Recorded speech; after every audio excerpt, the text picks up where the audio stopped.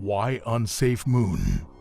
Unsafe Moon aims to break down the technical barrier presented in crypto today with a user-friendly and easy-to-use platform. Unsafe Moon is working to open the floodgates to millions of aspiring cryptopreneurs by offering a simple-to-use toolkit to build the project of their dreams. Hashtag the moon is haunted.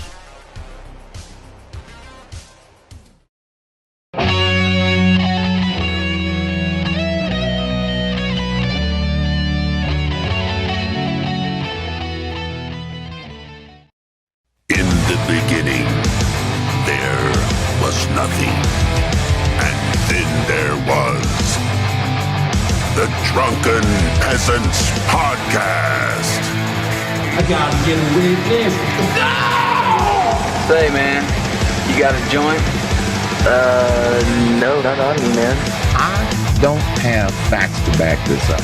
It'd be a lot cooler if you did. That's true. Sometimes I cry. Oh! Lick my butthole, he laughed. From the strangest corners of the internet, here to bring you opinions of the world from an altered perspective. Here are your hosts, the Drunken Peasants. Hello, everyone. Welcome to the Drunken Peasants Podcast, episode 899. Do it live! We're back again. We're doing it live. We've got Landon Noll here. It's going to get crazy.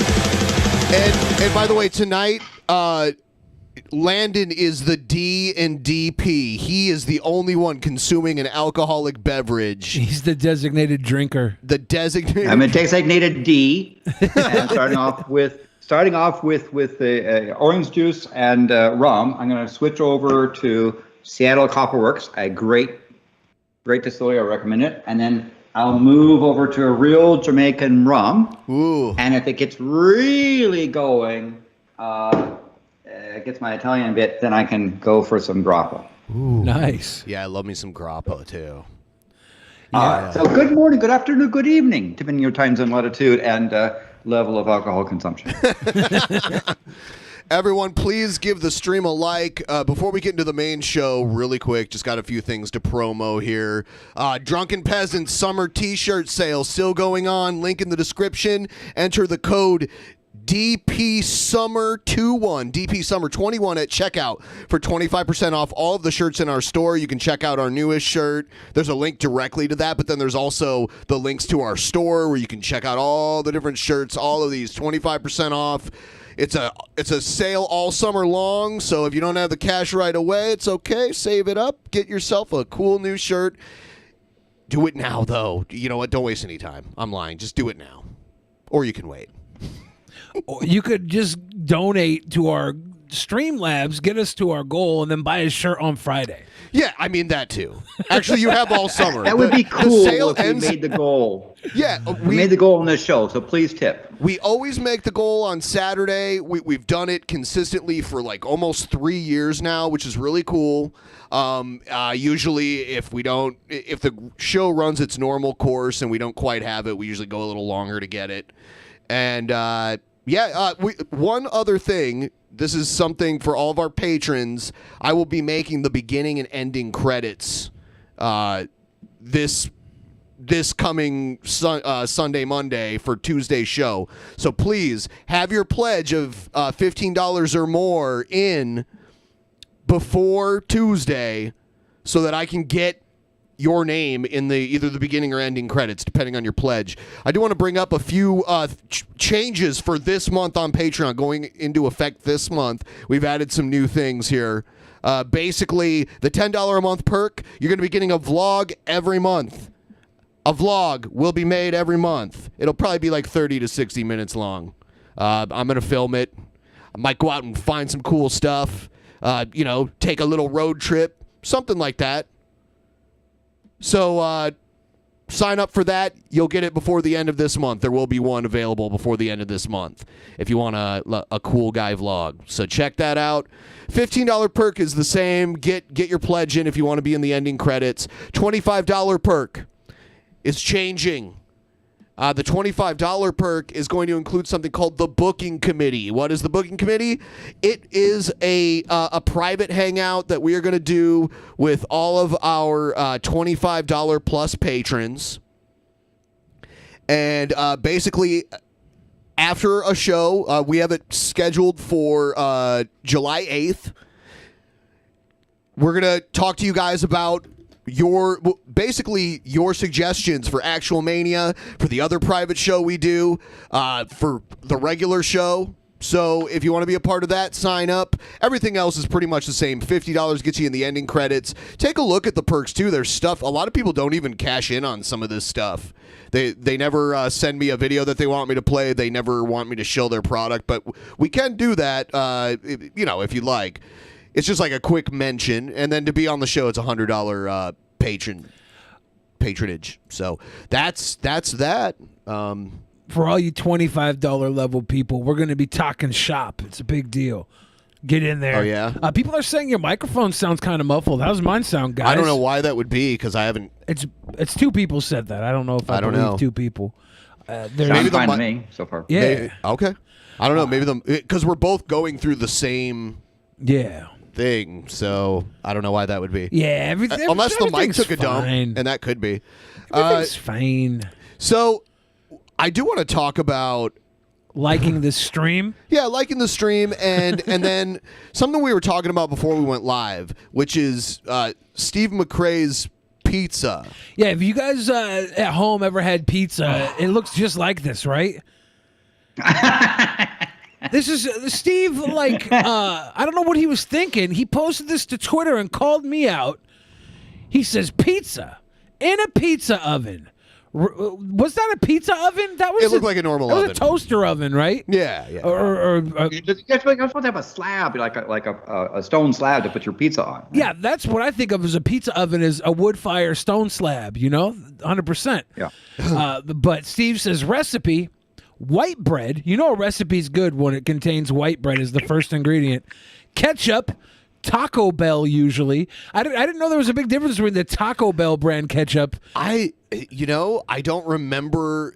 McDonald's ketchup stands out to me, almost like they put extra sugar in it. They probably do. Yeah, that's what I was thinking. Probably it's sugary. It's as a heck, but yeah. Yeah, but I don't know if I've ever used ketchup at Taco Bell. I usually get the taco sauce that they have, the volcano sauce or whatever. Yeah. The ketchup's a rare occurrence at Taco Bell. Do they serve like fried potato stuff at Taco Bell? I really don't know. They have before, but I think they took the potatoes off the menu. They used to throw them in burritos and stuff.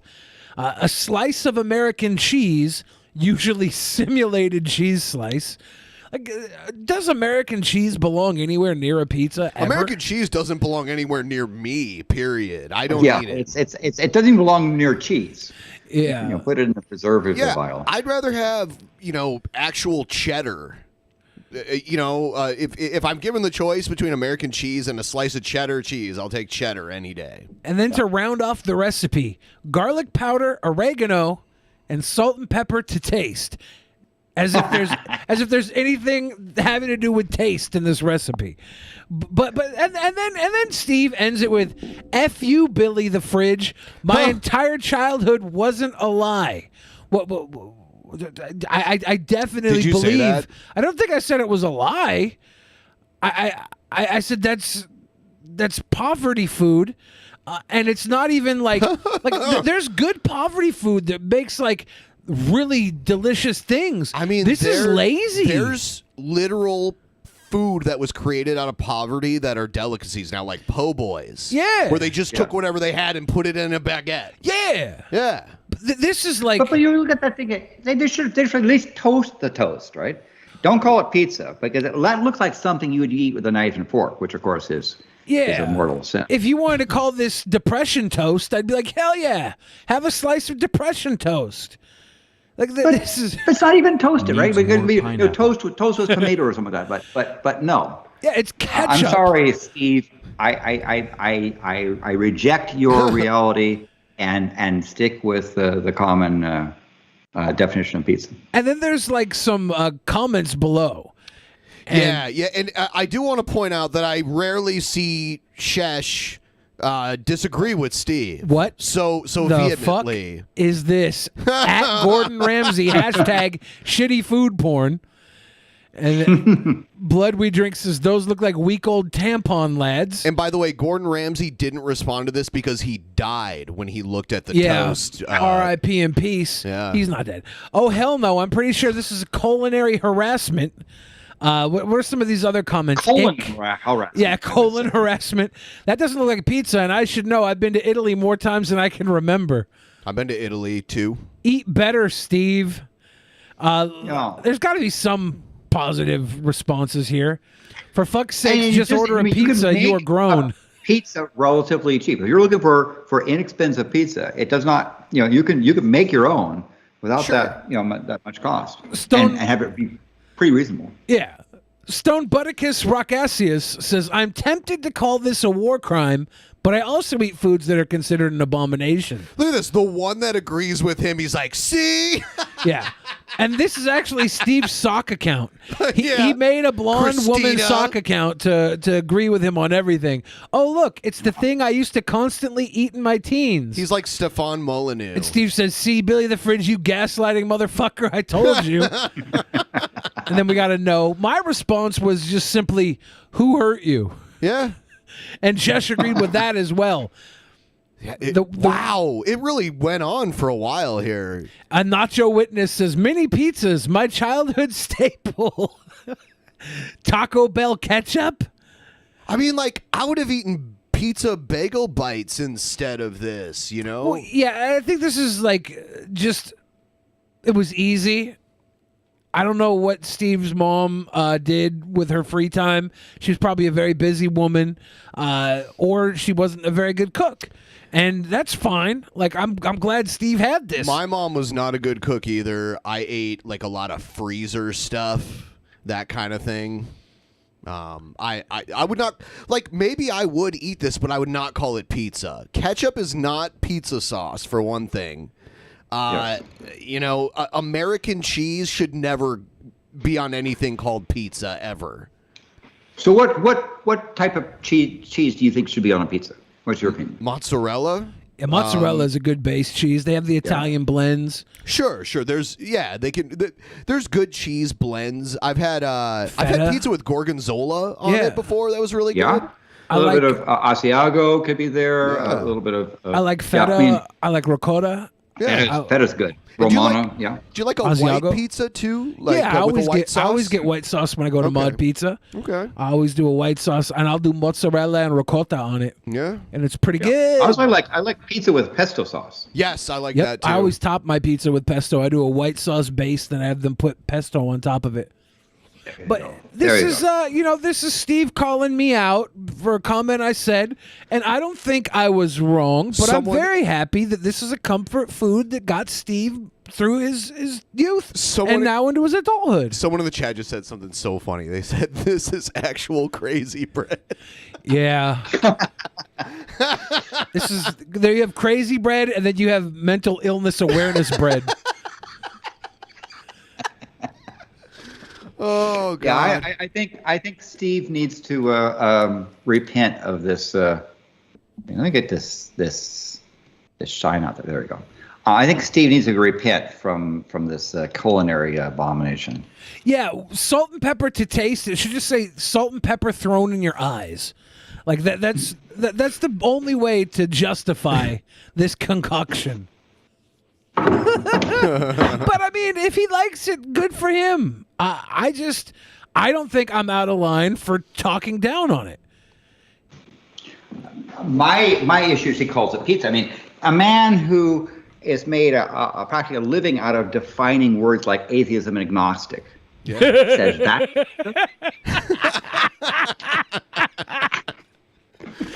Damn it! God. Did you have like a poverty food that you would eat growing up that was like we would do shit on a shingle, which was just toast and gravy. Mine was hobo stew. You ever heard of that? What was in that? It's like everything. It's a big stew with everything, and you pour it like you'd cook it in a big pot, normally outside, sometimes with like a fire under the pot, like an actual fire, and you'd pour like a 6-pack of like cheap beer in it too. Okay. That was part of it also. Interesting. Yeah. We would do mac and cheese with hot dogs in it. That would be a poor, quick meal. We would cook white bread like this with cinnamon, sugar, and butter on it, and it would come out. It would be a cinnamon toast crunch type of thing. Like that's something we would do when we were young.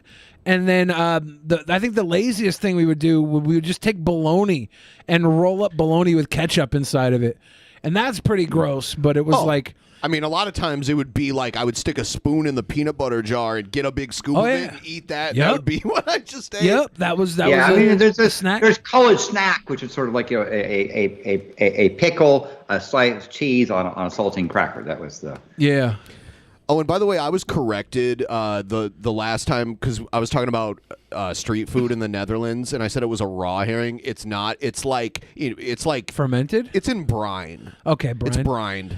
Those of you watching right now, those of you that are watching and we're not live, leave a comment of your poverty food in the comments. Yes, and we'll come back to this at a later date, and if we'll it's judge good, your poverty food. I'll cook it and make it. You know what? We'll go through the poverty foods, and the one that sounds the best, we'll cook it and eat it. Yeah, if you're watching this live, come back after the show's over and leave your comment with your poverty food, because we're gonna go down there. I wish they could leave the comments live too. You know? Yeah. But yeah, this is hobo stew. They just throw all kinds of shit in it. Yeah, I think they put elbow macaroni. See, we didn't have any pasta in the kind I had as a kid. We were a simple stew house. It would be like a beef. It would be a potato, an onion, and a celery and a carrot type of stew usually. Maybe peas would get thrown in. It was very simple. Yeah, it was literally like hobo, like train bum stew that they'd cook in a pot over a fire when they were, squatting somewhere. Interesting. Yes. Yeah. So Landon, tell us about you denied the curved Earth, the round Earth? Well, yeah. So you got to understand. Okay. So I was 20 months old, and I remember that that people always talk about as I say, the Earth is round, and I say no, it's not round, and they look at me like, what do you mean it's not round? I said, the Earth is lumpy. To me, round meant circle, right? I knew the geometric number circle, and I look out. You look out from the farm across the San Francisco Bay Area, across the the peninsula of San Francisco over there. I could see lumps, right? And say that's not round. There's lumps there. So it's not a sphere. It's not like a billiard ball. But I would say earlier than that. A little bit earlier than that, I had uttered my first complete sentence, and my first complete sentence I spoke as a child was, "How far is the sun?" Because I could see the sun setting, each day over the peninsula, and I just wondered, that was the extent of my world, and I thought, well, it'd be fun to go over to go across the bay to the peninsula if the sun wasn't too far and watch it, go down the other side. And then my parents got a book called Questions Children Ask. I still have it right over there. And they opened up the page about how far is the sun, and had this one of those little interstate highway signs, and it said sun and an off-ramp arrow and 93 million miles. I was looking at those and knowing how odometers work in a car and speed.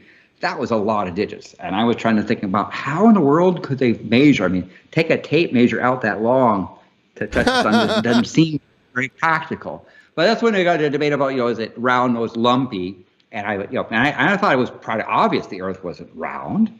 It's got lumps, it's got mountains in it. But later on, when it was 9, I went to the planetarium where they talked about the transit of Venus and how you used to measure the distance. And then I did those actual measurements in 2004 and 2012 for the two transits.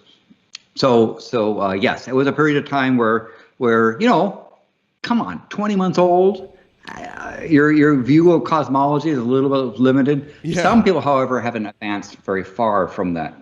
I bet you everybody was laughing at you when you were 20 months making those silly claims.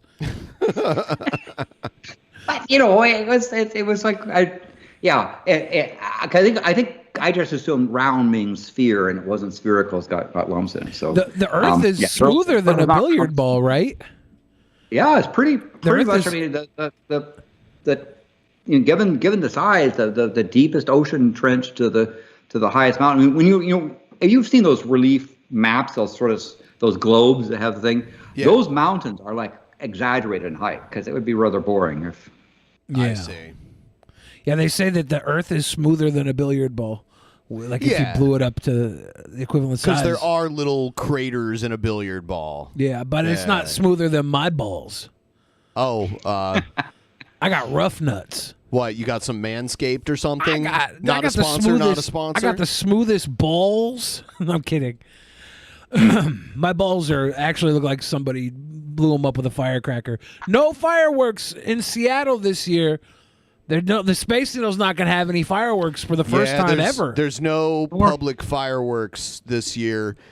And fireworks are banned in this area, like in Bellevue. I know there's a ban. I don't know. People are very serious because of how dry it's been this week. In Whatcom County, they asked people not to do it, and across, in Canada, there was no Canada Day fireworks. So we can see Canada's right over there, and we can see fireworks from Canada Day, and they did a virtual fireworks. You're supposed to have your phone go up and do this 3D. They did something like Trudeau. They did something like that here during New Year's. Remember that? They did like the virtual CGI firework thing. layover. Yeah, it was cute. I say that jokingly. Yeah, I don't know. It was not. But I imagine they've got this big giant batch of fireworks just waiting in the wings, so that maybe next year it'll just be like. They've been stocking up. There were fireworks last night, though, at T-Mobile Park. I saw someone take pictures of it, and they posted it on Twitter. Wonder how big they got. I think they're very well controlled in that area, and they're done very well by professionals. It's the industrial area, too, right? It's Soto. Right? It's Soto. There's probably a lot of room for error. Like if it drops down, it's not going to go anywhere. There's not a lot of brush to catch on fire there or anything There's like that. There's a ton around the Space Needle. Yeah. Yeah, it's pretty green around there. It's lush. Yeah. Around the stadiums, it just looks like, I don't know, warehouses. Yeah. They actually had a building fire over there like a week or two ago. They had a building fire right across from the Space Needle. Yeah. I think it was less than a month ago. And the building was empty, luckily, but it shut down the entire block for the whole night. And that was when it was still raining out here. Yeah, so it's sad that we were going to miss fireworks this year. But, up in Canada, they've been having terrible fires from all that heat wave stuff and crazy weather they've been having. So I can understand them. Yeah, we're getting a light version of their smoke when the wind is going the right way. I don't care about fireworks. I've seen everything, right? If I see a firework I've never seen before, I'll be like, oh, yeah, that's cool. But if it's just the same old, I don't need to see that. People who record the fireworks on their phone and then it never looks as good as it does in real life. They never watch it again either. Yeah, I see people taking pictures of stuff that they'll probably never look at again. Yeah, I pull my phone out when I'm driving and I see somebody in their window naked. Yes, I'll record that. I'll be like, this is a rare occurrence. Right. But all the other stuff, we used to be so sparing with our photos when they were before they were digital, because when you had a real film. Yeah. And you didn't know what the pictures looked like until you got them developed. Yeah, it would take weeks sometimes, months, or even years. You'd find an old roll, and you look at it, and you're like, yeah, me and my friends knew gang signs. Yep. Me and my friends, we smoked cheap cigarettes, stuff like that. You're like, trashy people. But anyway. Yeah. So speaking of balls and round things, we got Pimp Monk, who is one of those rare people that has 3 functioning testicles. Yes. Are we sure they're functioning? He says they are. We gotta. Can we get a fund going to test Pimp Monk? I think it's been tested. How? How do you? And you always talking about the doctors examine stuff, because there are cases where males have essentially sterile testicles. Yeah. But he's one of the few that actually has more than 2. actual functioning testicles. I had 6 working testicles in my mouth at once.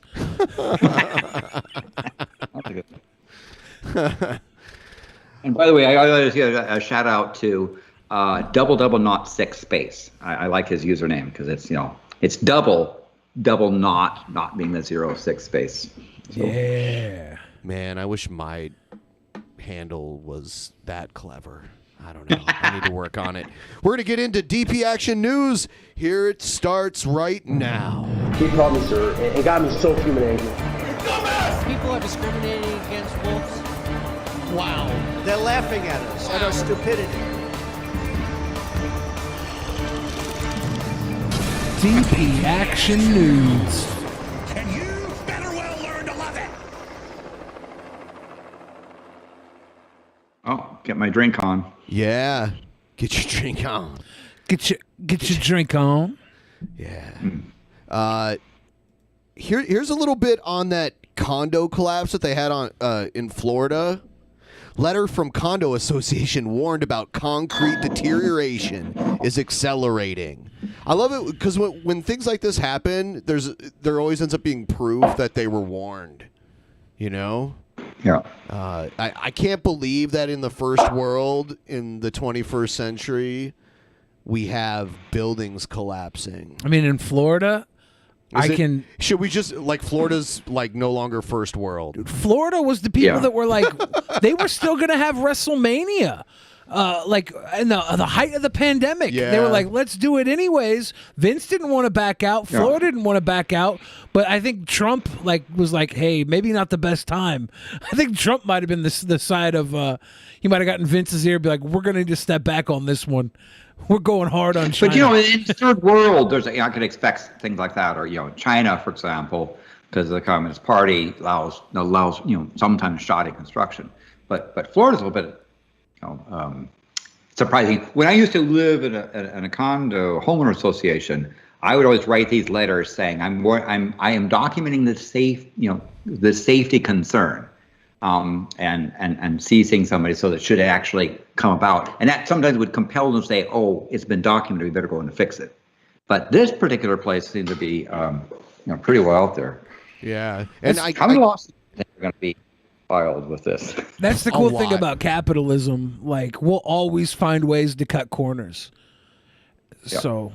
Well, that's why that's where regulation and capitalism butt heads. Yeah. Because capitalism wants you to cut corners to save money and make more money, and regulation, that's why a lot of the people on the right try to get rid of regulation. When the regulation fine is cheaper than the money saved committing the infraction, they're always going to pay the fine, right?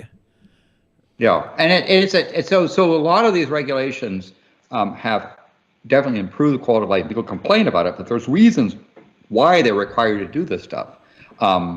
Because like that one of the tallest skyscrapers in Shenzhen, China, that's vibrating uncontrollably, right? And the comment I got from one of my civil engineering friends is, they didn't learn from the Tacoma Narrows Bridge. I mean, we've known about, don't do that kind of stuff. And it's basically this resonating tuning fork. But the problem in places like Communist Party in China is that they, a little bit of connections and payment and all kinds of stuff gets excused. So you go there and you see horrible construction code stuff, and you say, yeah, that's why we have codes and regulations and building inspection and that sort of stuff. So yeah. Dark Matter, what do you have to say about it? Oh man, I forgot. Oh no. Thanks. I didn't realize that was there. That's not. I forgot that I had that in here. Oh. He's not here. He didn't. He's not a new member of our cast. Shoot. I was downloading a video really quick here. For those people who don't know about the Tacoma Narrows Bridge, because it used to connect Tacoma to the Olympic Peninsula, because that's where the Puget Sound is the most narrow, closest to Seattle. And so they had a bridge there, which makes a lot of sense, but the bridge was not made up to code, and it wobbled, and I believe it collapsed at some Gale Cord point. Schuler causes bridge to sway. Yeah, check out this bridge. Yeah. And a Now wibbling they have and a two, wobbling. now they have two bridges there. Ooh, baby, Right that's next to what each I other. like. Yeah, that's how when I come back from Onision's house, got to go over those bridges. This is a DP walk. Yeah. Yeah. Look at this. Ah. Man, could you imagine being on that thing while it's going like that? It doesn't look real. It looks like a Hollywood trick from like an old 1950s sci-fi movie. Like or when your something. dad does the pencil trick in front of you and the Yeah. pencil looks wobbly and you're like, Yeah. how'd you do it? And it's like, Well, it you're a looks like a stupid model. kid. It looks like a model. I don't know why that car. I mean, I would have either driven backwards or forwards. I wouldn't have gotten out of the car and tried to walk across that place. I don't Yeah. understand why. I might try and You fuck see the on that concrete though. breaking up. Like if I saw that bridge shaking and I was there with my of age girlfriend, I'd be like, let's run out on the bridge and fuck on it. And Look at that thing. that is wild. I did this for a number of days, right? But why did they didn't just close it down from the beginning? It's also was a mystery. Well, were they letting people drive across this when it was doing that? Yeah, you saw that car. Yeah, in fact, my father and his grandfather drove across it like 2 weeks. Look at that. Look at those beams going Yeah. Yep. back and forth.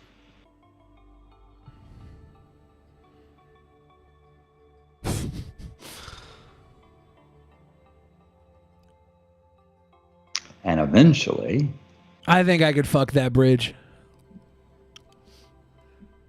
could you walk the center line and get there? If I was drunk, yeah. Yeah. Officer's like, walk the line. Like, okay, officer. Well, the professor goes back and gets the dog.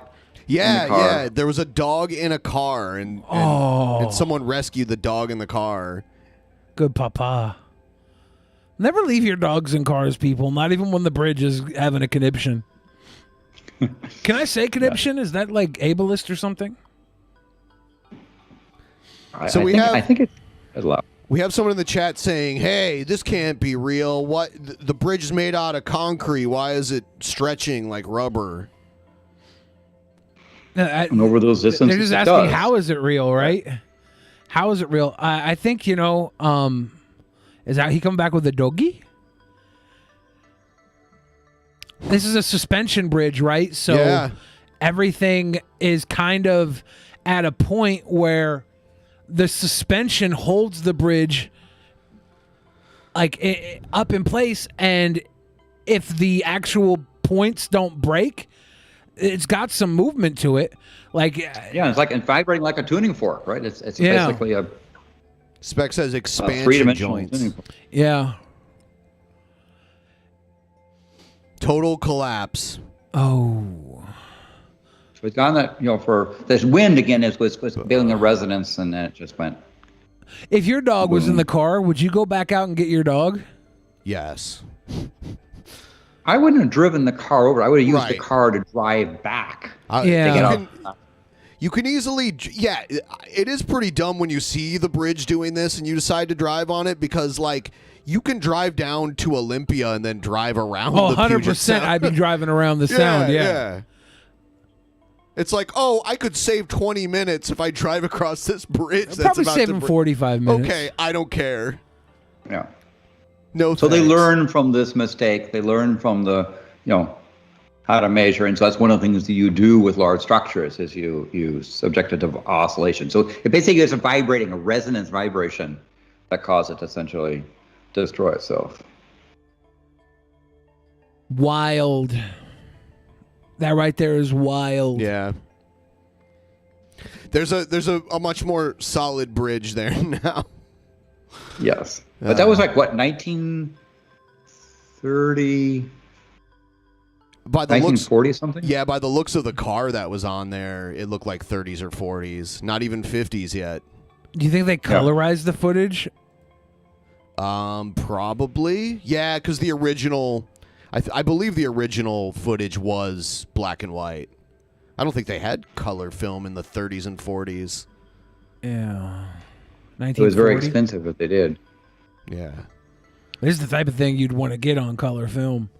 if you had it, you'd be like, well, this is a rare occurrence. Nobody's going to believe this. Let's put it in color. Because if this is black and white, people aren't going to understand the yellow line in the middle. They're not going to think that it's really moving. God. They're all walking out. Man, crazy people. Yeah, 1940. 1940. Galloping Gertie. Yeah. That was rough. 40 mile per hour wind caused it. It opened in July of 1940 and collapsed by November of 1940. It didn't even last a year.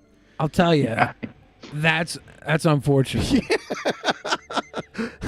Is that any wind speed above 35 miles an hour would cause the amplitude, basically cause a resonance in the bridge. Is that suspension bridge with those suspension cables? It's a perfect sort of resonance soundboard, and such the sound waves constructively amplified to the point where you had steel and concrete failure. Is this what happens when all the good men go to war? Yes. We're left with horrible engineers and contractors. Bridge builders? Yeah. Yeah. Let's check out this. Don't build them like that. Let's check out this news clip about the condo here. Letter from the president of the Condo Association warning owners back in April that parts of the building were deteriorating faster than previously thought. It details the steps the association was preparing to take after a 2018 inspection that identified problems. I-Team investigator Tarek Miner has that letter and joins us now with why. Tarek, this is so significant. Well, this 15-page letter to condominium owners explained that the concrete deterioration is accelerating, and it warned that damage could begin to multiply exponentially. It explained to owners why a renovation that was estimated first at $9 million had jumped to $16 million in 3 years' time. Owners of condominiums inside Champlain Towers South learned by letter on April the 9th that new problems had been identified with the 12-story condominium. Champlain Towers South Board President Gene Wadnicki writes, the observable damage, such as in the garage, has gotten significantly worse since the initial inspection. When you can visually see the concrete spalling, cracking, that means the rebar holding it together is rusting and deteriorating beneath the surface. Please note that the original scope of work in the 2018 report has expanded. The concrete deterioration is accelerating. Why did they wait after the first report? Money? I've heard a report, I don't know if it's true, that there are people in the condo association not wanting to do the special assessment and fee to do the repairs, and we're pushing back on it. Yeah, money. Are there going to be like criminal negligence charges on top of this? I don't know. Or is it going to be all civil? I mean, it is. I mean, I guess they're talking about that perhaps water was leaking in and causing it to rust, and there wasn't enough structural things for it to fall. And so obviously they were warning about this accelerating problem. But I also heard reports that there are people in the association resisting paying for the fees to try and repair it. Yeah. If someone told me like your house is collapsing. Oh, what if somebody told you that the climate of the earth you lived on was collapsing? I wouldn't believe them. Yeah, that's why I had to barricade myself in a room and cover my windows with something to stop the heat from Fake getting news. in. Yeah. You didn't do that, Ben. You were sitting out in the middle of the street wearing a burqa. But really, the big problem we're having is our atmosphere is getting more energetic, right? We're trapping our in more energetic atmosphere not only creates higher highs, but also creates colder winters, wetter monsoons, drier droughts. I mean, it gets more extreme. And so I don't call it global warming. I call it climate forcing. We're forcing the climate into a more energetic state because normally the heat, the sun that falls on the ground, heats the ground, escapes up into the air, but due to composition in the atmosphere, we're putting a blanket around it and keep trapping more and more energy into our atmosphere. And so we're getting more and more extreme weathers like what we just experienced. Yeah, we had, record highs here, but then this past winter, Texas had new lows down there where infrastructure crumbled down there. It's all part of the same thing. In Antarctica, the winters are getting colder and the summers are getting warmer, right? It's that extreme behavior that you don't want. More hurricanes, more tornadoes, more violent storms, longer droughts, longer fires. All this sort of stuff is part of making an atmosphere. It's part of making, due to the fact that we're making an atmosphere more energetic. Wow, this Jamaican rum. It's good stuff. Wow. And look at it, 60. This is 69%. Nice. So yeah, I definitely am going to be the D in the designated D in the DP. Yes, that looks good. Yeah. Anyway, but yes. So and it's sad that this is politicized, and I talk about politicized on both sides. There's a bent that sits there and denies anything's happening with climate. And another bent that sits there and says, let's ban all humans because the climate is being forced. So, it seems like that, like climate change being politicized is uniquely American too, from what I can see. I haven't heard the argument coming out of Europe or Canada. I mean, think about it. Ben, politicizing the state of the climate, politicizing the weather. It makes no sense, right? What's the point of that?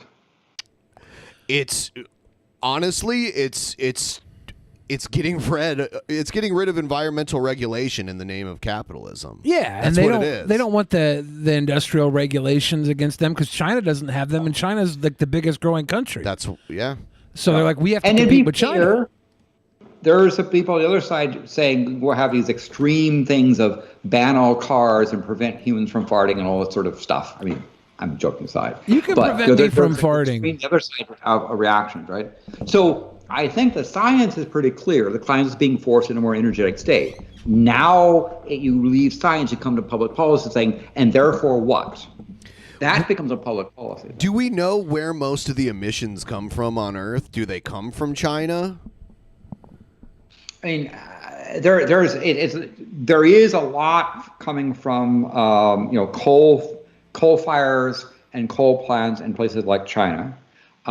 There is a lot of stuff that also comes from agriculture, like rice is a very intensive methane producing stuff. All that rotting ponds that produce rice is an example of a very intensive thing. So, and again, it's to varying degrees. So they're studying, well, how much stuff. We've learned, for example, that trees fart, dead trees fart. And there is you'll have a case where the sea level will rise, the seawater will come into and flood a forest, kill off the forest, and all that vegetation then outgasses, they say farts, and you get methane production. So there are things like that. These are various sources, I'm not saying the ranking, I'm just saying some of the more amusing spots. Do the tree farts make noises? I don't think you can. The scientist I talked to that measured methane from trees, she said that it was more of a measurement of the portion of the smoke gas coming from faint trees. The farts, not sound. Human farts making sound is because our anus is like rattling when we fart, right? Yeah. So trees don't have an anus, so why would it make a sound? They bark up the wrong tree. Are you just telling bad dad jokes now, or what? The barking tree.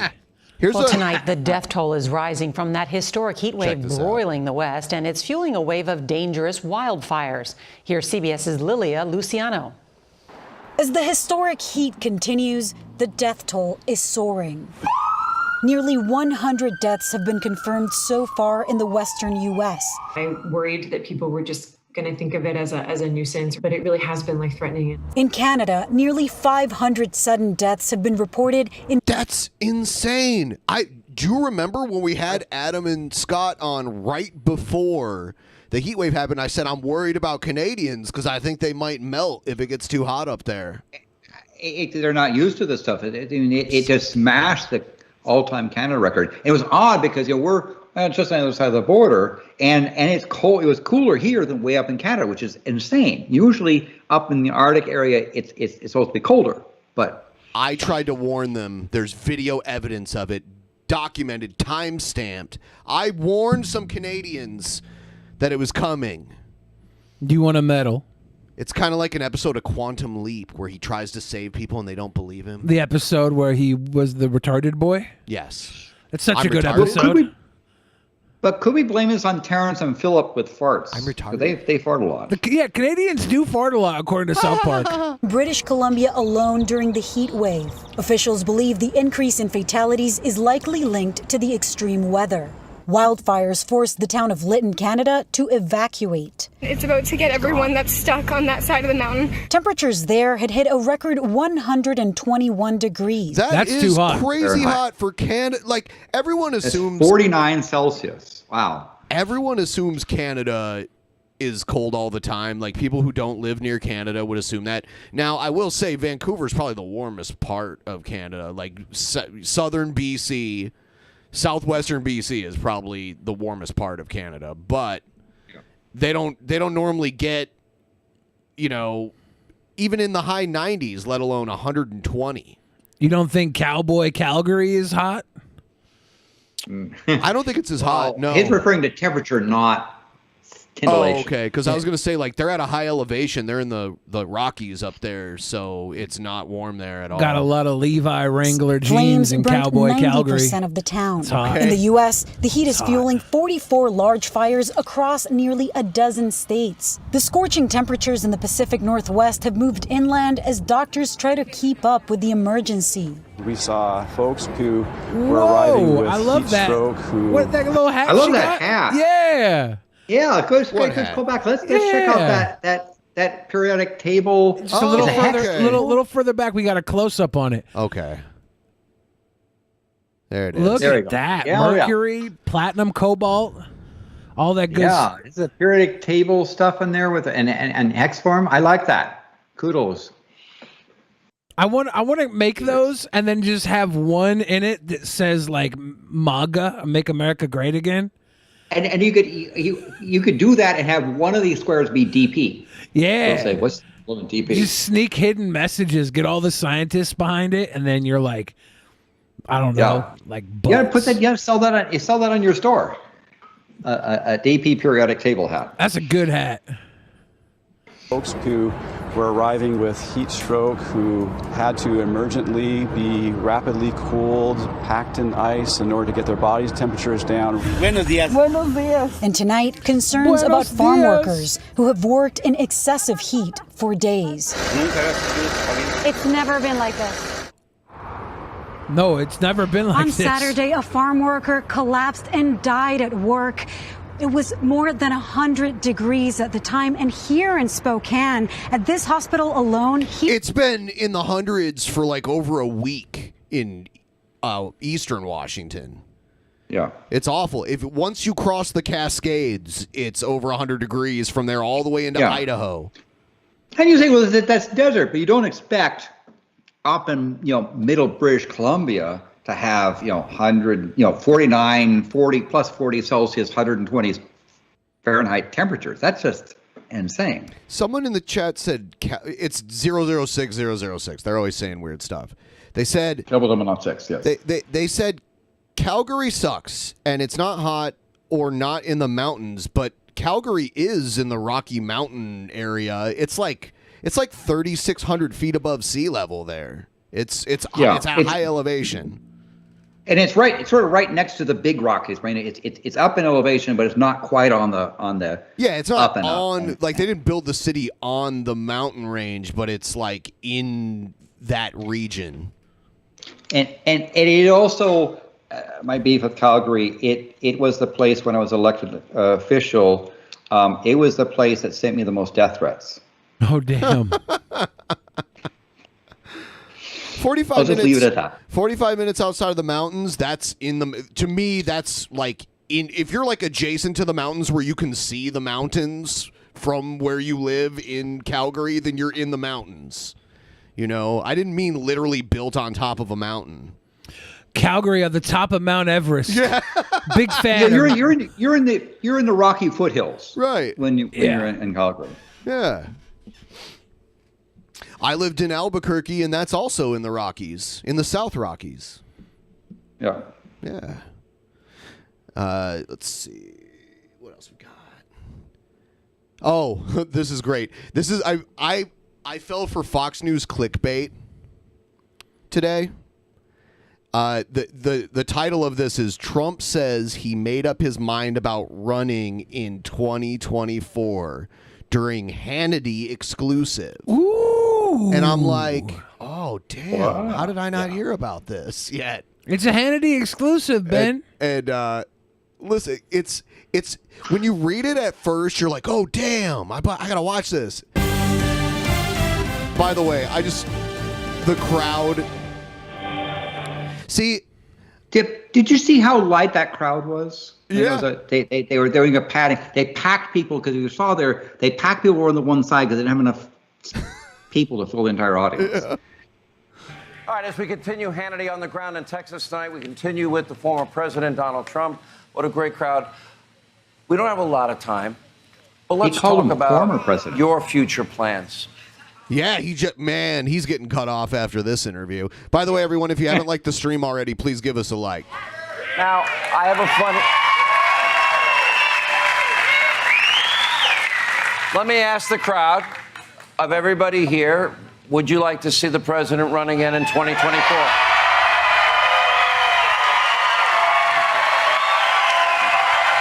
This looks like a smaller wrestling show.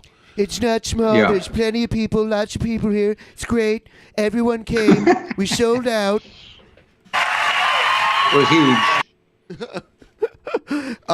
And I don't even know where this is. I can't even guess where this is. Is it in an airplane hangar? They do this a lot. So Trump can just like fly in, do his thing, and then fly the fuck out because he doesn't want to stay wherever this is.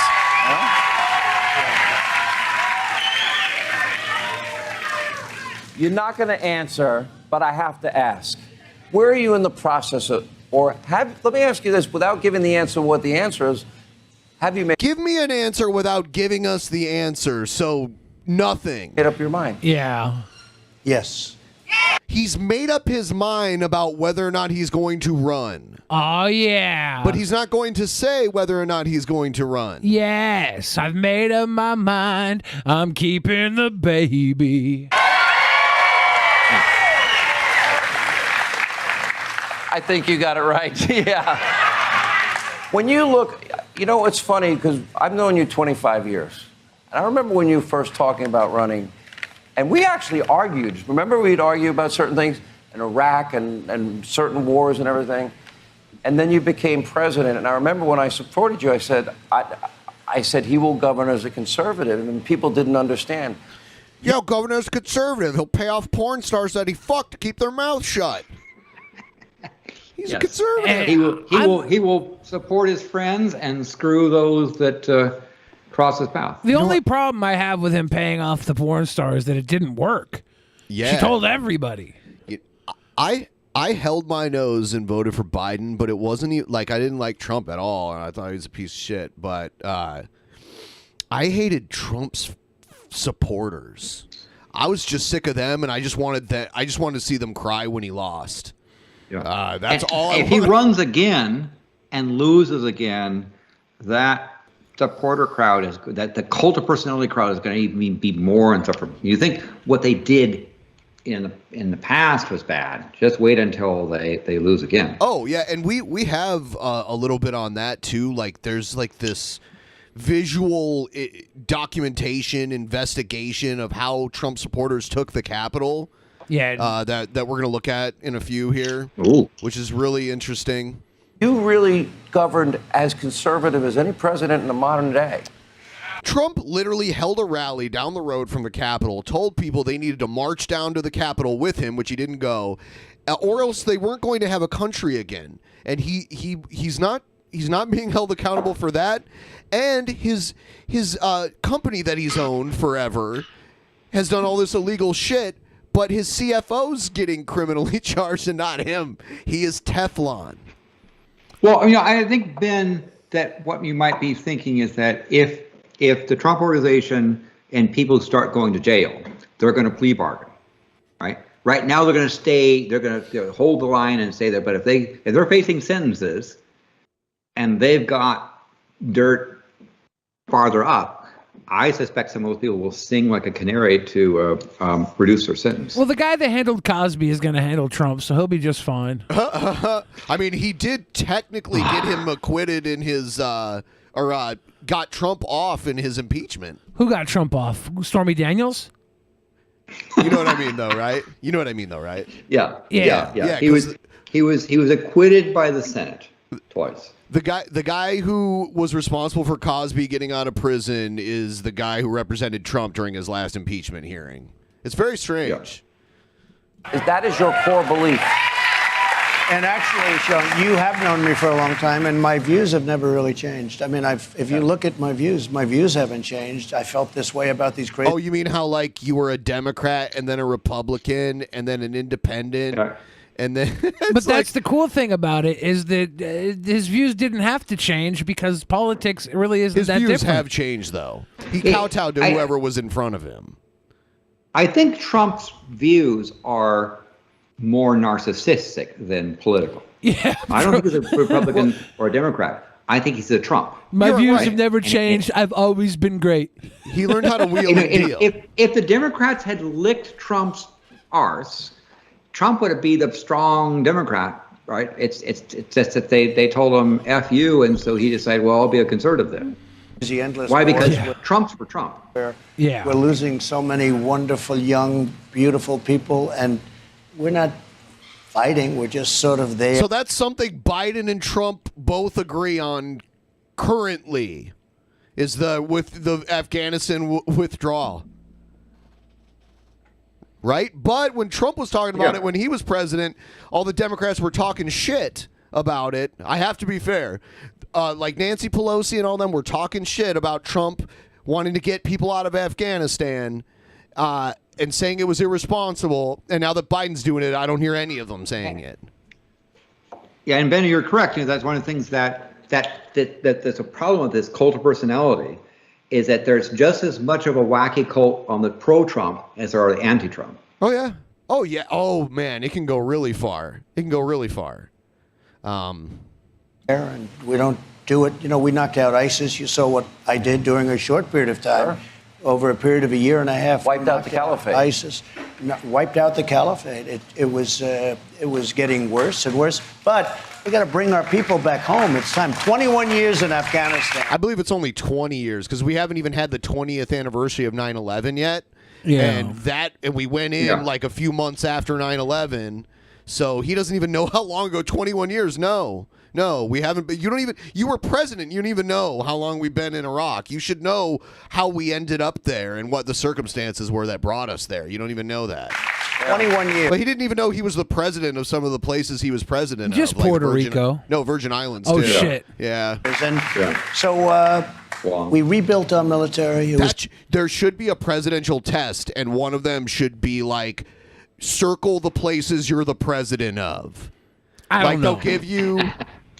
Or give you a map and be like, fill in the places you're president of. Or circle them, or whatever. Incel mentality. Incels think you should care about anything with the word virgin in it.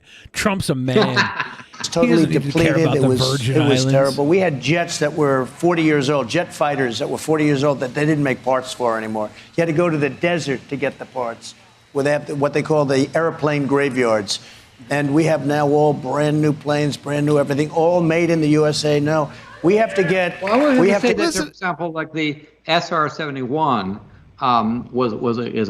still is an amazing plane, and there are operating reasons why they brought those planes out of the desert, or parts out of the desert to go, because those things can do things that now there's a new set that's replacing it, but you know, the notion that you have a 40-year-old plane it's bad, but you know.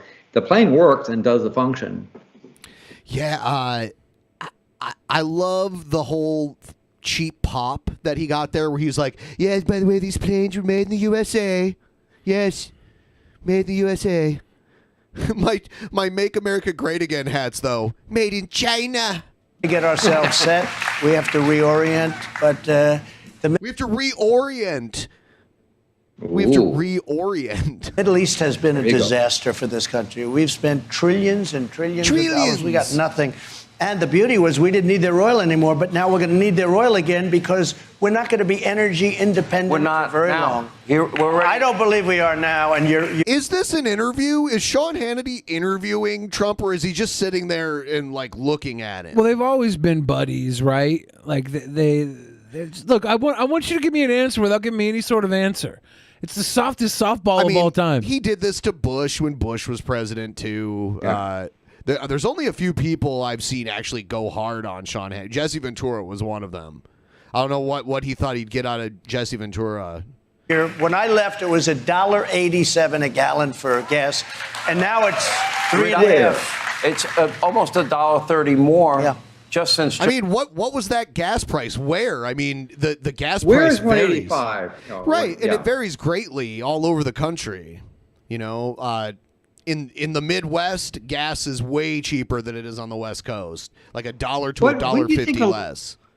Yeah, and so when do you think the last time Trump actually pumped gas? I mean, he If can't ever. even drive now. He's not even allowed to drive at this point, so he's not pumping gas. I mean, yeah, I don't know. I mean, he probably took a limo around. He said he liked driving, though. I remember when he first became president, he was like unaware that he wasn't allowed to drive anymore, and he complained about that in an interview when someone asked him, like, "What's one of the hardest things about being president?" He's like, "I used to like driving, and now I can't drive anymore." But maybe I don't know. Yeah, he hasn't pumped gas probably in a long time. Joe's gotten to be president. Let me ask you a question. Because I would argue, and I did argue on air often, that you treated there's a whole other standard for you. If you had sons that lied on a gun permit, threw a gun in a dumpster, smoked crack, got money from Ukraine with no experience. I mean, I'm not going to say for sure that Trump's sons have never smoked crack. I'm just going to say. No, they're pure as a white snow. Yeah, I feel they like that white snow. They'll probably also have that white bread pizza that Steve McRae. I feel like they're more like hunt prostitutes, sober types. Like Hunter Biden. They're not sober. I've seen a video of Trump Jr. where he was He's sloshed. coked up. I think, well, you Or know drunk. what? Maybe too. I've seen slosh videos and I've seen like, you know, jittery kind of videos. But they're not Hunter Biden, though. Oh, Hunter Biden's hilarious. He is the number one. He's hilarious. Crackhead. He is a legitimately hilarious He's a crack person. connoisseur. Kazakhstan, no experience. Russia with no experience. A $100,000 shopping spree and a $1.5 billion deal with the Bank of China with military connections. I have a funny feeling that the media would go after you. It would be unrelenting. Why does Joe Biden get a pass? The Democrats. So it's this weird thing that they do all the time where they pretend to know what would happen.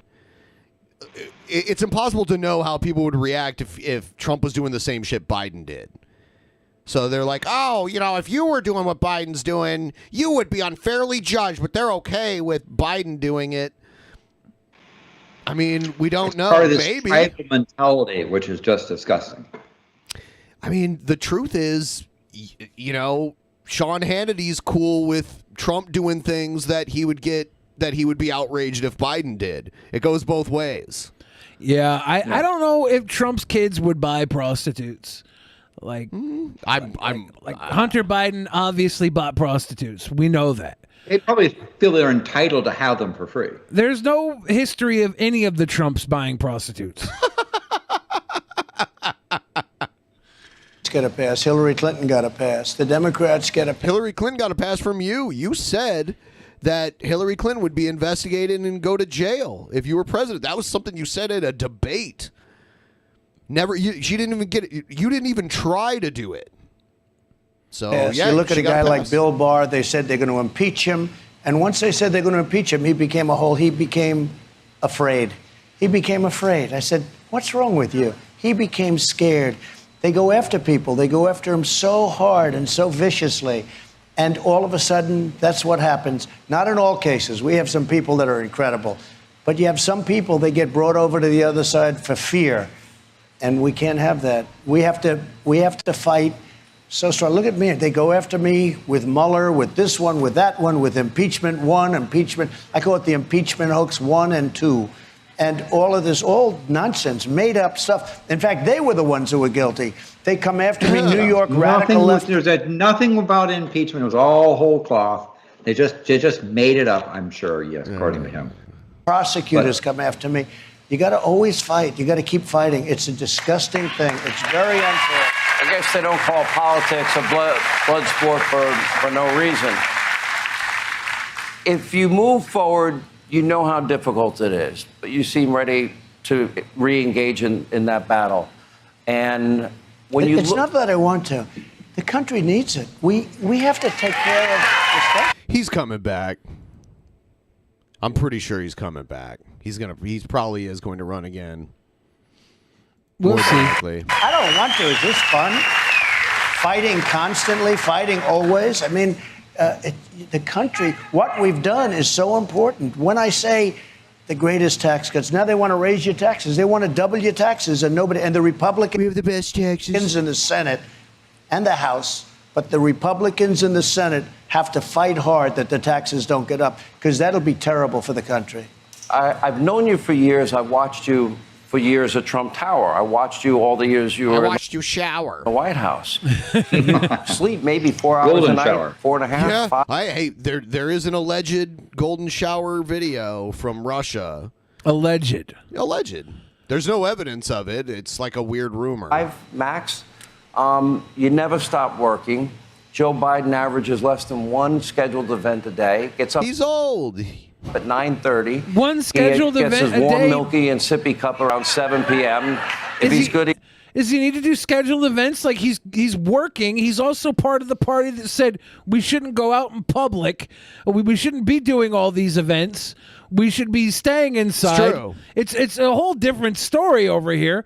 You're arguing, well, this is what we did because we ignored all the things that the CDC suggested. We caused conflicted messages. My thing with Biden, I didn't vote because I think it's all bullshit. But the shame. The Biden administration, I thought they were going to handle the COVID thing and get us back on track quicker. You could say what you want about Trump being in charge of getting the vaccinations to where they were at, but they didn't have any plans for administering them. They didn't have anything set up. He didn't want to acknowledge the severity of it because it made him look bad. Like he knew it was gonna. I don't know. He could have come out looking better if he would have taken it more seriously, but for some reason he just decided to distance himself from it. But I think it's part of Trump's narcissistic style behavior, where it says, I got over it, so what's the problem? I'm immune now. And go ahead. I think that you kind of have to be a narcissist to be a politician, but you got to be like the better kind of narcissist that knows how to get people to adore you by putting the work in where it's needed. As someone who votes and also has been a politician, I'll politely disagree with you. I think you certainly need to be aware of who you are, but in a politician, it's about a public service. You're giving to other people if you're doing it right, if you're doing it honestly. You're not doing it to get stuff. Trump's really been in his whole career has been about what's in it for Trump. That's how he does his dealings. That's how he does his business dealings. He goes, enters an agreement, and then pulls out of it, lets the lawsuits fly, and say, that's your problem, because it's all in the case of the pandemic. It was Trump was upset because it was making him look bad, not because we had a problem. Trump was trying to push the vaccines to be released before the election so that it can make him look better, right? This is Trump's big problem as a politician is Trump really is about Trump himself. He didn't give a rat's ass about anyone else but himself. I think he cares about the people that care about him, right? He said those enable him, yes. Yeah. And I think that's the problem. We To a need, point, he'll throw them under the bus when he gets in, like Pence. Like when Pence stopped well, yeah, because towing he the no longer line. he no longer was. He wasn't towing the line one time. Yeah, and that was enough. Well, yeah, but that's you break. But he threw him under the bus too. He was saying that Pence could stop the confirming Biden, but that wasn't true. He didn't have a choice. It was just it was like written into his duties. Yeah. He couldn't, I guess he could have refused to do it, but then someone else would have just done it. It didn't matter if he did it or not. Yeah. It's just like tradition that the vice president does that. Pence has a political career with or without Trump, right? I don't know. Like, well, I mean, he has to think that. Or will he himself. retire? Yeah, will he retire? He's Is he old done? enough. You know, he was a talk radio guy. He was kind of like a local Sean Hannity before he got into politics. Pence. Yeah. So I don't know if Pence would have had a political career without Trump. Like, well, he had one as a governor, but I mean at the vice president level, I don't know. And I don't know, especially after Trump kind of threw him under the bus with the Trump people, kind of ruined his reputation with them. I don't think he could run for president. Even though being vice president kind of qualifies you to run. If he's using the Trump crowd, right? That's what he would need, because that's how he got to vice president. Unless they're in the next 4 years, we effectively shut down the Trump crowd. Like, I don't think anyone's going to vote for him but the Trump crowd, but I think his reputation was ruined with most of them. well, if he was willing to, like, toe the line with everybody and push the administration through, he's going to at least have more of a chance to be taken seriously without the Trump crowd. You know, if Trump does run again, he's not going to just get ordained the candidate. So other people will run against him. He'll have to primary all over again. Who will be able to step up against Trump? I know.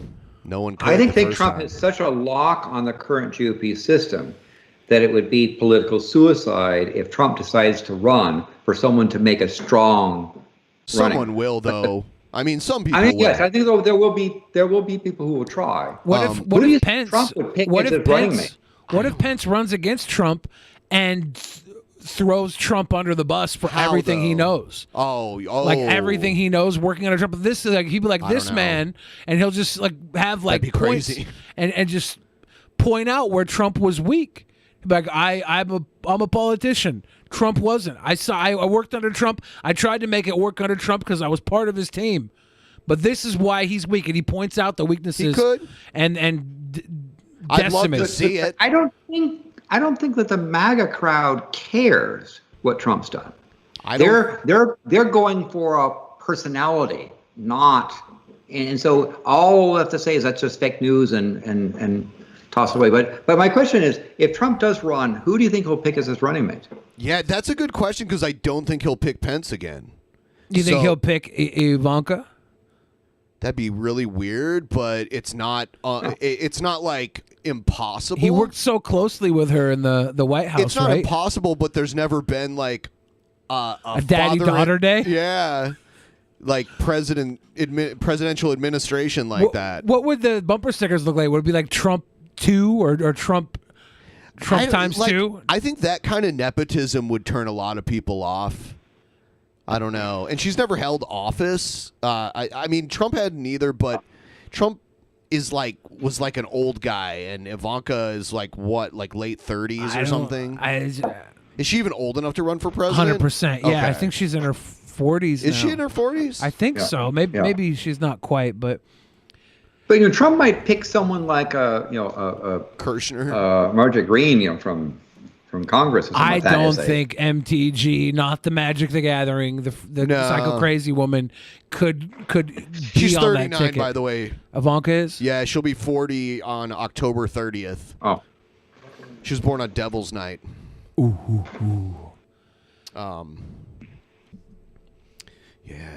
He gets a night-night story.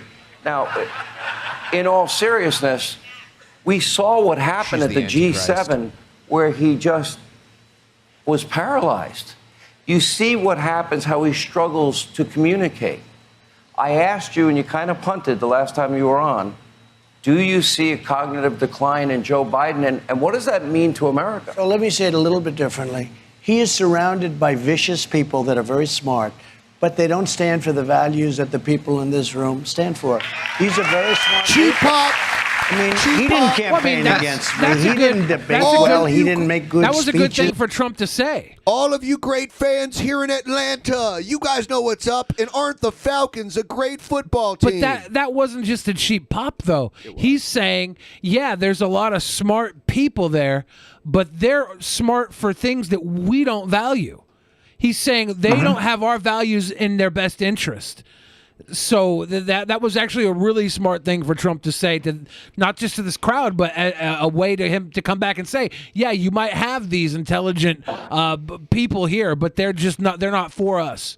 We don't need them in charge. They're only going to hurt us. They don't stand for what we stand for. And in particular, they're not for Trump, because Trump is only for Trump. And if these people are not aiding and abetting him, they're against him, according to Trump. He's hid in the basement. I watched him on the State of the Union get up and speak, and it was terrible. It was, I don't want to go into that, but it was terrible. It was a terrible, and I thought he was going to get killed. And I had to watch your competition just to see what they were saying. Wait. He said I thought he was going to get killed. Yeah, what does that mean? Get killed? Was he expecting one of his sycophants to go and kill him? Maybe. Was a great speaker. You remember some of the speeches he made were incredible. And the only thing you have to fear is fear itself with that beautiful. They compared him to FDR. Okay? Now, the good news is they've lost You should have been watching Hannity. That was not what was happening. No, I know. I watched that. Well, that one I could have predicted. Yeah. But look, there was nothing good. It was embarrassing. And they were comparing him to FDR. Now, it was so embarrassing to watch that. I couldn't believe it. I was surprised. I watched specifically because I said, he's going to get killed. He didn't get killed.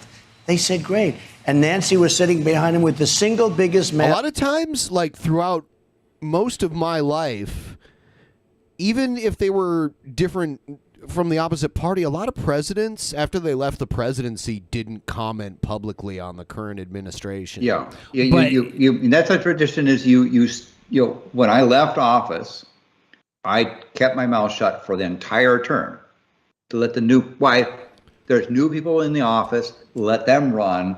I'm out. I'm not entitled to the privilege of the office. So you zip it. But again, he said no 3 times.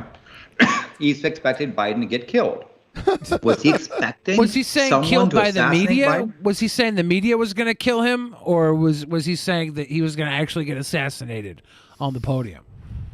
I thought he was saying that backlash from the media was going to kill him, but they. I thought he was going to get killed. But they supported him, and they said he was like FDR. He's like, I thought he was going to get killed by the media. I thought they were going to tear him apart.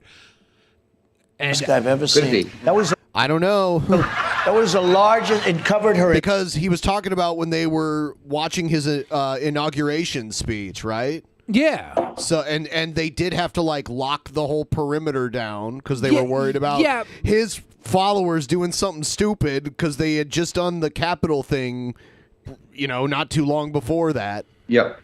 Entire face. I've never seen anything like it. No, I've never seen anything like it.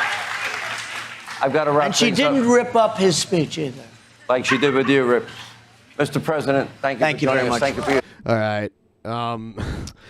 She didn't rip up his speech either, did she? That was when Nancy Pelosi ripped up. Was it a speech or was it like State of the Union, I believe. State of Union. Okay.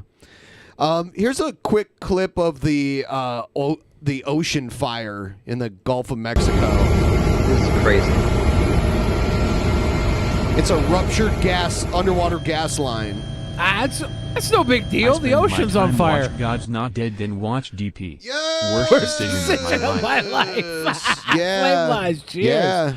We're 71.88% of the way to our goal, ladies and gentlemen. If we can get this goal tonight, that means Ben and I can eat dinner tomorrow. Otherwise, we're going to starve and probably have to go to sleep under a And you do not want to have starving drunken peasants. No. I'm kidding. I'm kidding, guys. Ben and I are well fed. We eat burgers. We eat burgers. Hey, you eat actual pizza? Yeah, actual pizza. I want to order an actual pizza now to show Steve McRae what pizza looks like. I had a nice salad from Mud Pizza today. By the way, Steve, best of you is I disagree with you on the pizza. That's all. Oh yeah, I like Steve a lot. No, I think Steve is a horrible person. The only thing I like about him is that he had the balls to show off that monstrosity he calls pizza. Psych. I love Steve. Steve's just jovial because Kyle's in big trouble. Ayo! Wow, we're so close now. We're 75% of the way there. Take that off the goal, though, Ben. That goes to me getting fatter. It doesn't go to the goal. Oh, okay. Sorry, guys. Sure. We're going to need to hit 825 today because that 25 is going straight into a tub of lard. I saw this yesterday, and this is why I regret having to vote for Biden. I didn't have to, honestly, but I did, and I told you my reasoning why earlier. Biden's getting asked tough questions about Afghanistan during a press conference. You know what his response is? I just want to talk about happy things right now. Yeah. Afghanistan. I want to talk about happy things, man. I want to talk about happy things, man. I don't want to talk about bad things. Don't make my job hard. I want to talk about happy things, man. Don't make my job hard. Come on, man. Have you seen the paintings that my son Hunter did? If there is evidence that Kabul is threatened, which some of your intelligence reports have suggested it could be in 6 months or thereabouts, do you think you've got the capability to help provide any kind of air support, military support to them to keep the capital safe, even you shut up, man. If the U.S. troops are obviously fully out by that time? We have worked out an over-horizon capacity that we can be value added, but the Afghans are going to have to be able to do it themselves with the Air Force they have, which you're helping them maintain. I'm not going to answer any more question on Afghanistan. Look, it's 4th of July. It's 4th of July. I need a fucking ice cream. You wanted the job, you lazy fuck. I do agree it's time for Afghanistan to be Afghanistan. We can't be their mommy for forever. He said that they're going to have to use the Air Force that we help supply them with, and with our help, they can use their Air Force to protect them. That's what he said. That's a decent answer. And then they said, okay, I'm done talking about Afghanistan. It's 4th of July. I want my fucking ice cream cone. I'm trying to go out on jet skis with Hunter and then paint a photo of myself. Press conference. Well, yeah, but he doesn't have to answer every question the press throws at him. He doesn't get to do a press conference and then be like, I only want to answer these kind of... I mean, he can, He did answer. He said no more Afghanistan questions. Well, they're going to ask him other different questions about it. You act like his one answer is the answer to every possible question about Afghanistan, but it's not. Okay, what he's saying... because he does... How much is he paying you? Not enough. He pays me in Magic the Gathering carries. They're asking me questions. But no, the situation is he wants to answer other questions, and he gave an answer there. He says, "I've done enough about Afghanistan. Is it a pussy thing that he's doing? Of course." But he's saying, "Ask me different questions. I don't want to talk about this right now." And so if they want to ask him different questions, he can give them different answers. More like, they should ask me a question on Afghanistan. No more. It's 4th of July, man. What else would he do? When Trump was doing this, he would just walk off stage and end the questioning, right? Yeah. Biden's at least staying up here saying, ask me different questions. I don't want to talk about Afghanistan. I gave you my answer here. Afghanistan's Air Force is going to have to do what they do. We help them put it into place. They're going to have to do it on their own. That's what he said. That's an answer. And then they asked more Afghanistan questions. Like, look, I would love to give you these answers another time, but I mean, this is happening today, though. This is the time to ask about it, and he's using the 4th of July as an excuse not to talk about it. What's happening today? The Afghanistan shit literally happened today. Oh, see, I didn't know that. Come on, guys. Give him an ice cream cone. It's 4th of July, man. Come on, man. Come on. Yeah, ask him a different question. Come on, man. Ask me a different question, it's like man. You're acting like it's unreasonable for them to ask about it, but that's why they're asking about it. It's like a major historical event. America's longest war literally ended today, and that's why they're asking about it. See, nobody told me that. Well, what do you think they're asking about it? I don't know. It's 4th of July, man. It's reasonable for Biden to say, I already gave you an answer, move on. Yeah. I'm concerned that you guys are asking me questions that I'll answer next week, but this is a holiday weekend. I'm going to celebrate. So why'd you do it during the holiday weekend then? Well, I mean, that's Ben. interesting coincidence, isn't it? If they he did it during a time where he can make an excuse not to talk about this it. guy wants ice cream. He wants to leave, get his ice, double cone it. Look, fat. Come on, man. There's great things happening. Economy's growing faster than any time in 40 years. Why does he slur his speech so much? We've got he's a record old. number of new jobs. COVID deaths are down. And it's 4th of July weekend. Wages He's are up drunk. faster than any time in 15. Come on, man. It's 4th of July weekend. Come on, man. It's where I was just having a weenie roast out back. Me and Hunter were putting bomb pops in each other's asshole. Come on, man. We're bringing our troops home. We have all across America. Yeah, they're asking him. He just brought that up. He brought it up. Now, Ben's right-wing Ben. Wow. Ben's such a Trump supporter. MAGA Ben. Allegedly, yeah. We don't know if Ben actually donated all of the Drunken Peasants 2022 budget to the Trump Foundation. I saw that Kayleigh McEnany was pumping a pump and dump Trump crypto coin. It's like the coin is designed to give a percentage of the coin that you invest into it to the Trump Foundation. It looks so scammy. Yeah, it was something like that. It looks so scammy. I hope that it's not a pump and dump Trump coin. If it's a pump and Trump coin, I'm good for it. If it's a dump and Trump coin, that's terrible. People are going to ball games and doing good things. This is a good. I'll answer all your negative questions. Not negative. Your legitimate. Fucking Biden. He goes a little slip, but on the other hand, he King got Biden. a little dig in there. Going to ball games. I'll ask all your negative questions. Well, not negative. Legitimate questions. Damn Biden. Question. Oh, I wish there was more to that. Look. I'm just surprised that Biden didn't bring up corn pop. When I think of Biden and 4th of July weekend, I think of him down at the pool with the kids rubbing their fingers through his leg hairs and corn pop threatening him with a chain. No, he brought the chain out to fight corn pop, huh? Corn pop was a bad dude. But, he could certainly give him a pardon. Yeah, well, it's nice to know that they ended the Afghanistan war today. Finally, somebody should have told me that. I spent all day. I spent all day on Twitter looking to see if Logan Paul faked the suicide forest. Were you disappointed? Well, there was a video that came out that got clipped by YouTube, and the guy that put it out got shut down by Twitter, so I thought he was being silenced. And the video was all about how speculatively Logan Paul had faked the entire thing, and it was just swept under the rug. And then at the end, the guy's like, I just got this proof immediately, and the proof was that supposedly Logan Paul didn't even film the scene that he was meeting the medics at the forest. And I'm like, what? That's like a crazy smoking gun. How can nobody pick that up? And then I responded on Twitter to it, and somebody responded with a picture of the map where it's like, this place is right connected to the suicide forest. I'm like, oh, well, why didn't anybody check that out? So all day today I've been caught in the conspiracy theory of Logan Paul. And now I hear that Afghanistan ended. It's just not right.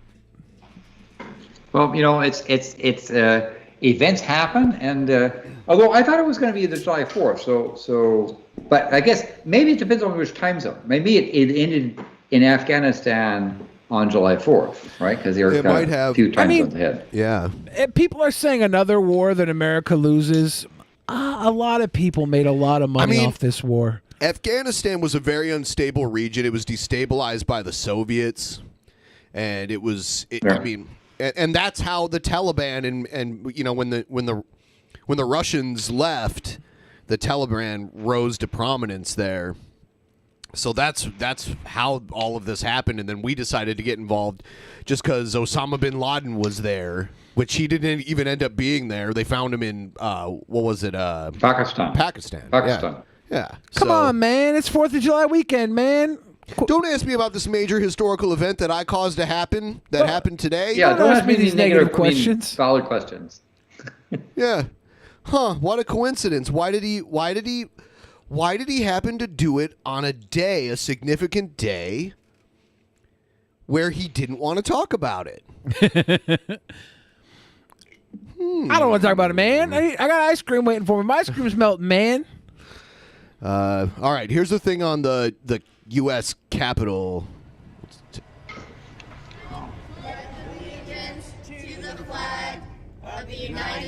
See, this is what I'm talking about. These people, I despise them. They made me. They made me feel like I needed to vote for the guy we were just watching in the last video.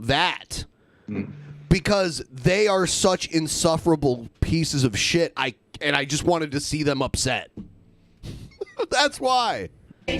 Trump supporters, they're just indivisible, with liberty and justice for all. They came from all 50 states. Many of them got into politics because of Trump and don't know the first thing about it. They're fucking stupid. I think a lot of people in politics don't know anything about politics. I heard they were looking for the tall Ivan. I only know where the small Ivan is. Where's the small Ivan? It's of patriotic duty. It's so much more than just rallying for President Trump. It's really rallying for our way of life, the American dream, against fake news. To protest an election they believed had been stolen. We're here, Patriots. We're in Washington, D.C., Capitol building dead in front of us. We're here, Their Patriots. day of action would be January 6th, when Congress would count electoral ballots and ratify the 2020 election results. For some, it was just a rally for their president. For others, it was a call to arms. We have the power in numbers. March on Congress directly after Trump's speech. So that flag, that flag had a message. That flag had a message on it and a gun on it. How long until you think flags are just going to be like completely, like, just remade by people? Gallows with them.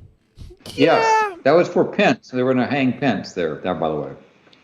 But Pence may have not done what Trump asked, and that's a problem.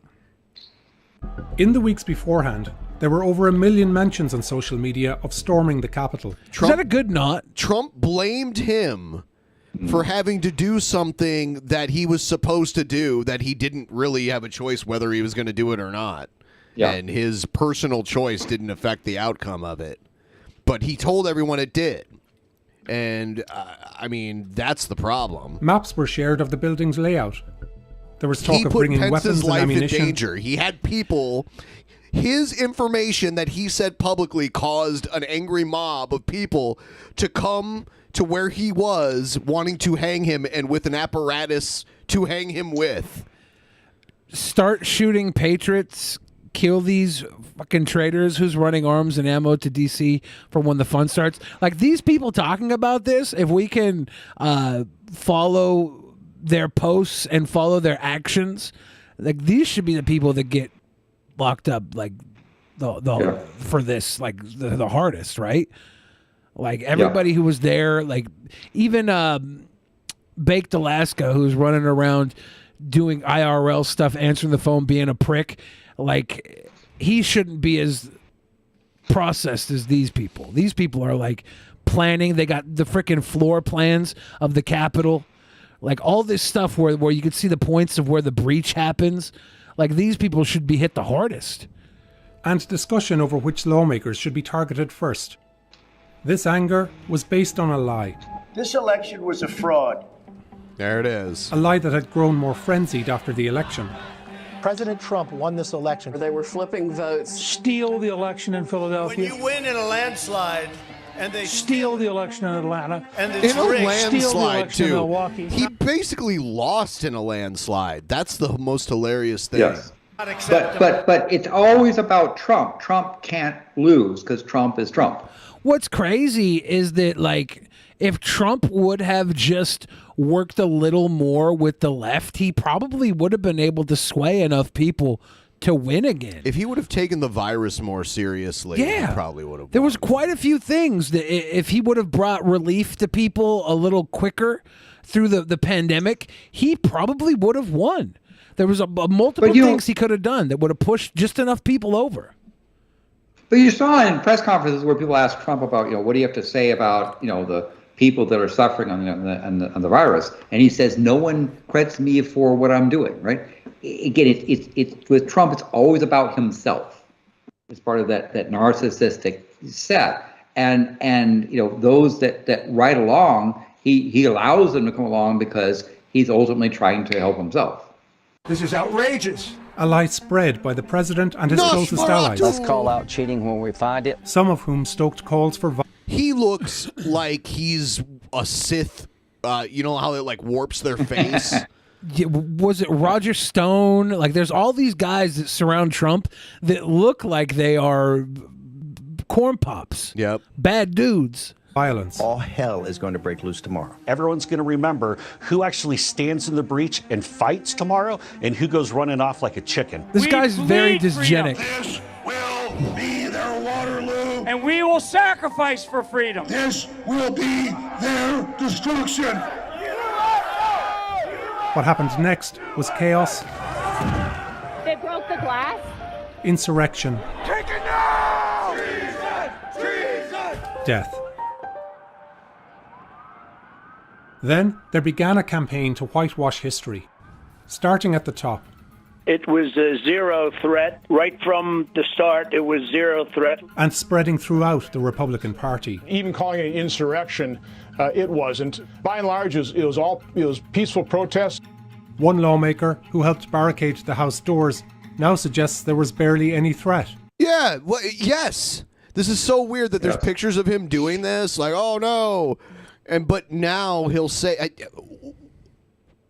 what is going on? And because Trump is demanding loyalty to himself if you want him to aid and abet your election. So you have a bunch of people that normally would throw Trump on the bus, see that they need the MAGA vote because that might be in a tight race. There might be only a few percent difference between themselves and opponents, and to tick off Trump would doom them to, failing in the election. So they go and kowtow. They go and placate to Trump for the price of stuff. To be fair to this guy, though, just to get Trump's blessing. Here it comes. To be fair to this guy, though, there's 10,000 people on the other side of that door. This is a leather ottoman. That's going to stop at least 10,000 people. There really is no threat. He knows that. He's behind the leather ottoman. If you didn't know the TV footage was a video from January the 6th, you would actually think it was a normal tourist visit. You would think it was a normal tourist visit that we have to barricade ourselves from. Even if you are a Trump supporter and you could support Trump and not support this, you have to admit that these guys are full of shit when they say that it's just like another day at the museum, guys. No, it's not. No. Tourist visit? This was not. And the proof is in the footage. As part of a 6-month investigation, the New York Times has collected and forensically analysed thousands of videos, most filmed by the rioters themselves.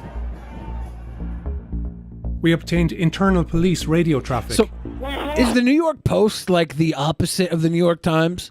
I believe so. Wouldn't it be great if they made a video just like this, but it was only the footage of people who were there holding hands and having fun, and they're we studied the Capitol attack, and this is where the man in the bear suit was having a powwow, a very peaceful, loving powwow. That'd be so funny to watch that.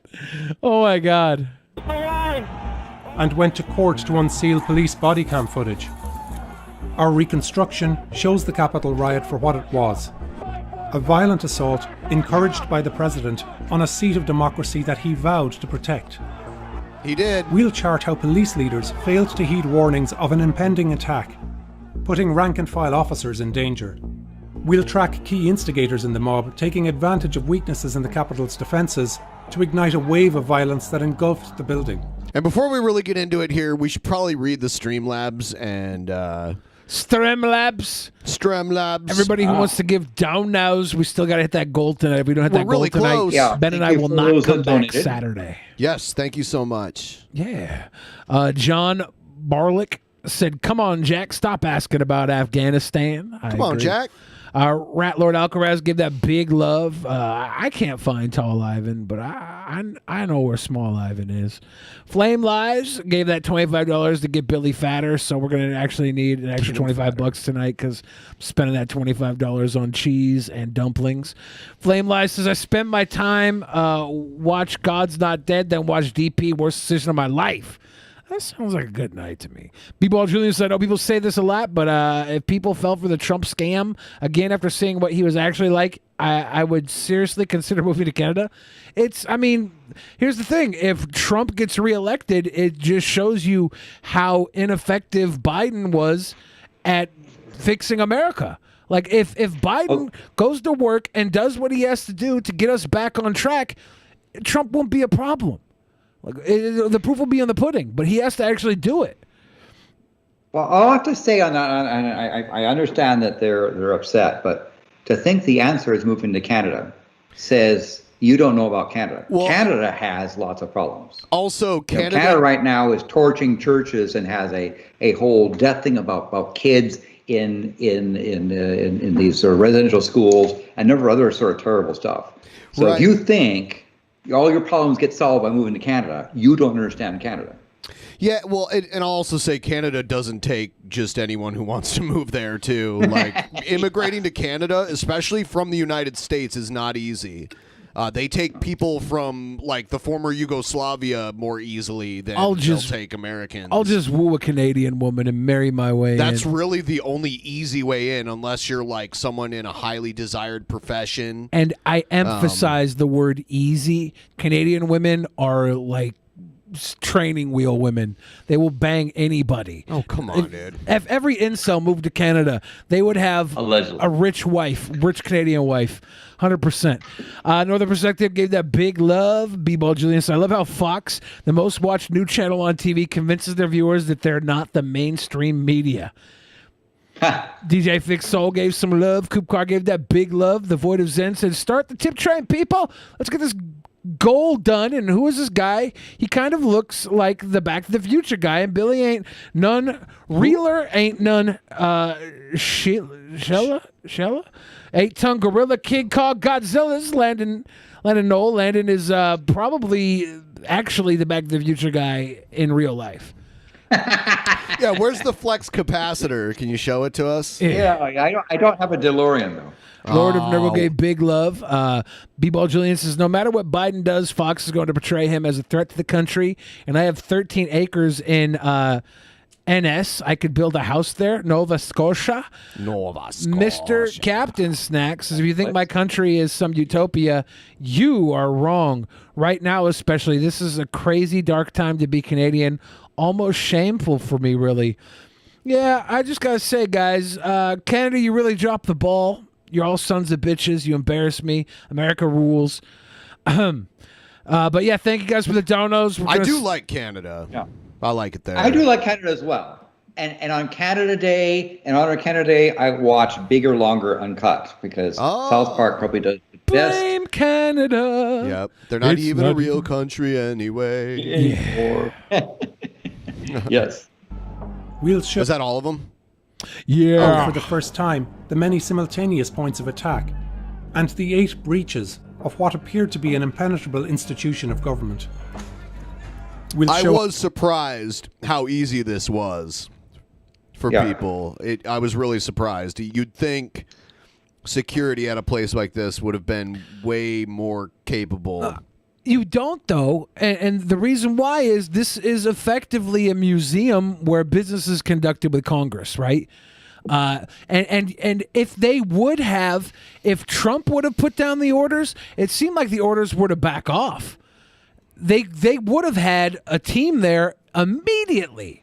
They were kind of allowed to do this. How the delay to secure Congress likely cost a rioter her life, and how for some, storming the Capitol was part of the plan all along. In fact, tomorrow, I don't even like to say it because I'll be arrested. Well, let's not say it. We need to go. Is that baked? Yeah, that's baked Alaska right there. Yeah. Yep. Let's not say it. I'll say it. All right. We need to go in to the Capitol. Shut the fuck up, boomer. Someone said a TTS, and it was like, Shut the fuck up, boomer. Let's go. It's the morning of January 6th, and thousands are filling the National Mall in Washington. Trump will speak here at the Ellipse, a large park near the White House, and a half-hour walk to the US Capitol, where the election will be certified. Who's actually in this crowd? Most are ordinary citizens who believe Trump's lie that the election was stolen. It's going to be a great day. It's going to be wild, as Trump says. Wild? Trump says. But we also see more extreme groups who've gained a following during Trump's presidency. We're going to have the kegger, man. It's going to be wild. There are followers of the QAnon conspiracy. Drinking their blood, eating our babies. That guy, the shaman. Who believe that Trump is facing down a cabal of Satan-worshipping pedophiles. Q posts often invoke notions of patriotism and predict a coming storm. And ahead of January 6th, some supporters call for violence. We want blood. The Oath Keepers, a far-right paramilitary group, are also here. We have men already stationed outside D.C. Their leader has said the group is ready to follow Trump's orders and take members of what they call the deep state into custody. They're organised, staging their military-style equipment neatly on the ground. Weren't the Oath Keepers the one that were like escorting Roger Stone around this weekend? Yes. Later, they put on body armour, talk on radios, and chat with their supporters on a walkie-talkie app called Zello. We have a good group. We got about 30, 40 of us. 30, We're sticking 40? together and Good sticking to group. the plan. We're Y'all, keeping we're our one block oath. away from the Capitol now. I'm probably going to go silent when I get there because I'm going to be a little busy. Another group is the Proud Boys. They're far-right nationalists who flash white power signs throughout the day. Check out all this testosterone. Check out all this testosterone behind these man titties. Really? We Became a got so house- much testosterone behind these man boobies. Household name when Trump invoked them during a presidential debate. Proud Boys, stand back and stand by. And that's what they did. They have a history of street violence and will be key instigators of the riot. We'll return to them soon. Although the rally is billed as a political protest, some make calls to storm the Capitol even before Trump speaks. As soon as Trump is done, we're storming the Capitol. Wow, Pass it on. Pass it on. We are going to the Capitol, where our problems are. It's that direction. And later, when Trump does take the stage, We're going to walk down to the Capitol. some hear his words as a call to action. You'll never It sounds like one. take back our country. Well, with when you get this message from Trump mixed with every other person in your ear, and you have people who legitimately are there thinking that the Democrats are baby-eating vampires, like there's so much level of crazy adrenaline, of hope.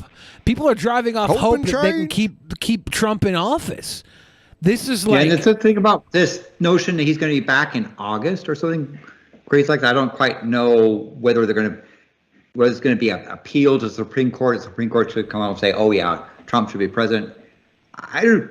What's going to happen when he's not back in office in August? Will they just they're kick just the going to can push down it back. even more? It's going to be like the doomsayers of 2012. You know what it is? It's a weird, like, collective mania where they all get together on the internet and they all kind of like together create this pathological lie that they all simultaneously believe. And now anyone can float a dumb rumor like that and they're just going to believe it. So he's going to be back in August now. That's the next one. It's what happened when we had the 2012 end of the world, and when we finally hit that date and the world didn't end, they just started making new end of the worlds Right. after that. Yes. There's now a comet that's going to come. There's a comet that comes every year that's going to hit Earth, and then people, they just missed us. But wait, there's another one. There's another one coming. It's ridiculous. A phantom planet is going to enter our star system. Hot. I think that's what the 2012 thing was. It was like some kind of like phantom planet was going to enter our. Or was also the Mayan calendar? Yeah, the Mayan thing? calendar was ending. What was it? so- Naribu? Was that the name of the? There's like this Naribu? phantom planet that was supposed to just like come out of nowhere, and it was supposed to be so huge. But it's like we would have been able to see that long before it got that'd to been us. pretty bright. Right. I mean, Venus is pretty bright, and it's smaller than Earth. So this other thing, but they have various excuses that it's currently on the other side of the sun. That's why you don't see it. I've seen like, stupid. I remember watching weird propaganda videos on YouTube about it before, like pre-2012, and there were these artist renderings that made it look cute, like Jupiter size, and it would enter our star system and just destroy everything because of its gravitational pull. Nibiru was originally supposed to enter our solar system, sweep through our solar system, May 2003. And it kept getting pushed back. Okay. The Mayan calendar was the date that was supposedly the calendar was going to end on December 21st, 2012.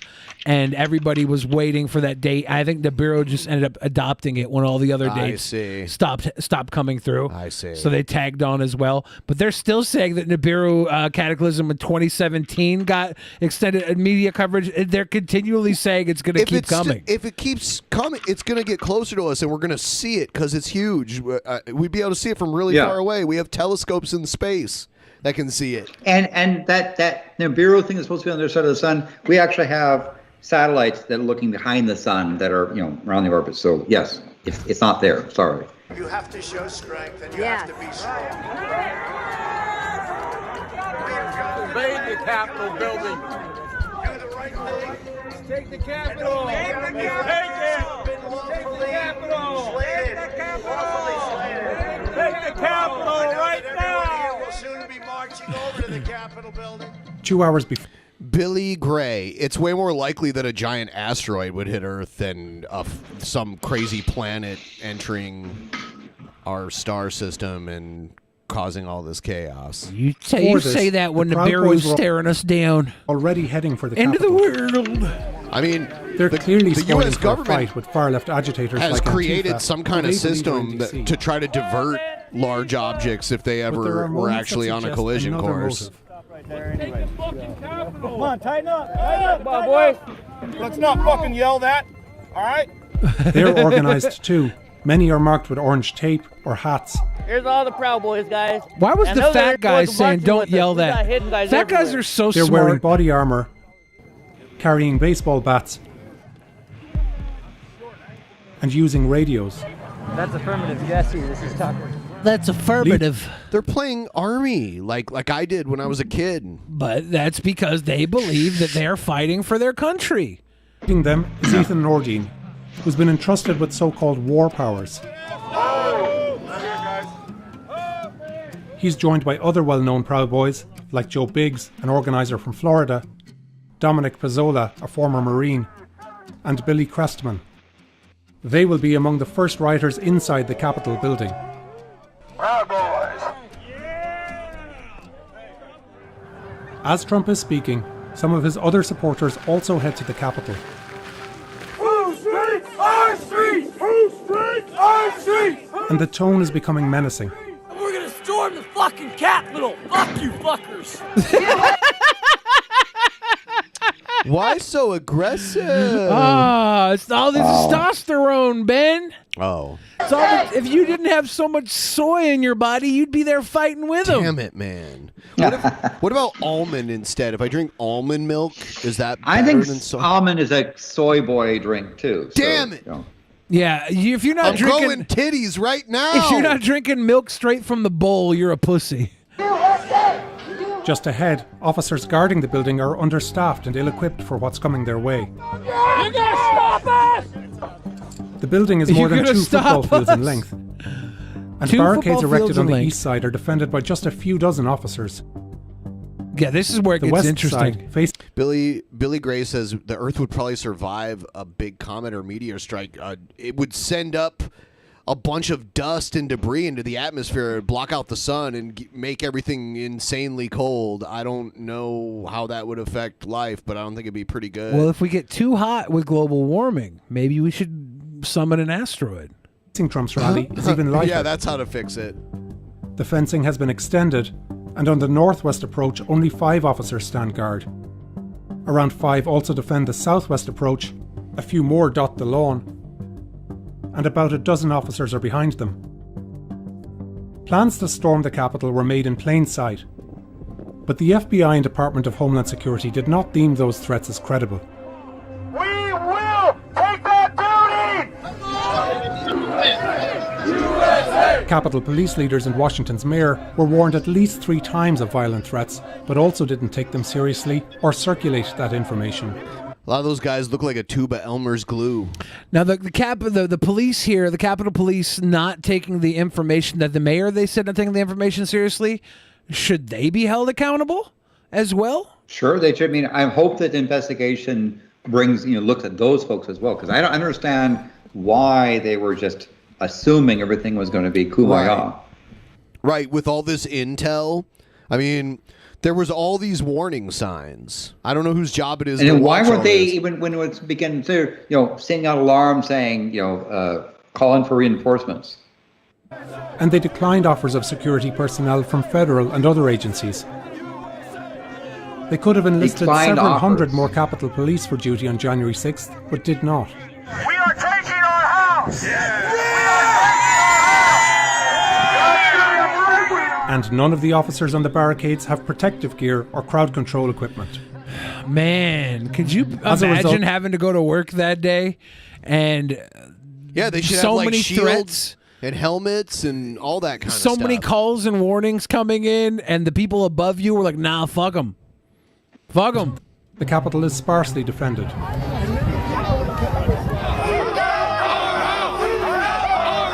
It's 12:50 p.m. and a large group of Proud Boys is with other protesters right by the Capitol Police line. I got a feeling they believe those 5 officers are going to stop some shit. Joe Biggs is rallying them when he's approached by Ryan Samsel, a Trump supporter from Pennsylvania. They chat, we don't know about what. But a minute later, Samsel is the first to approach the police line. Oh, who held his and it's Trump now flag that the protest turns violent.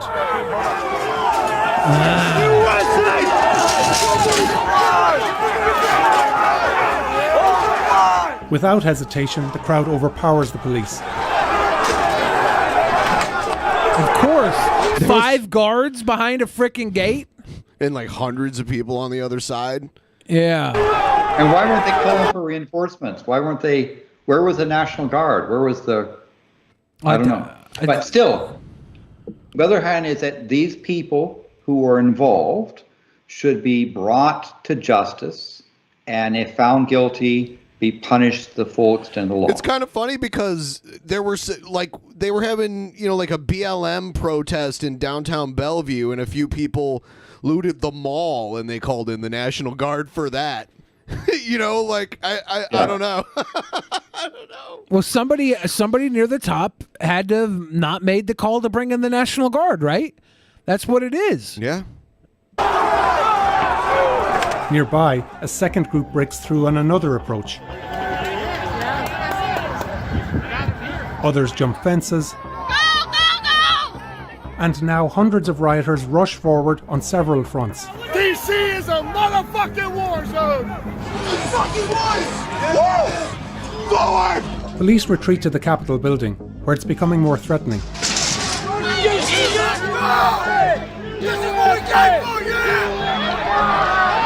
A mob mentality begins to take hold.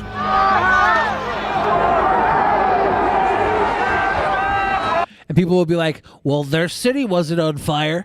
It wasn't like Portland. Someone in the Portland chat was just burning. said, looting someone's business is way more harmful. Are you... Good one.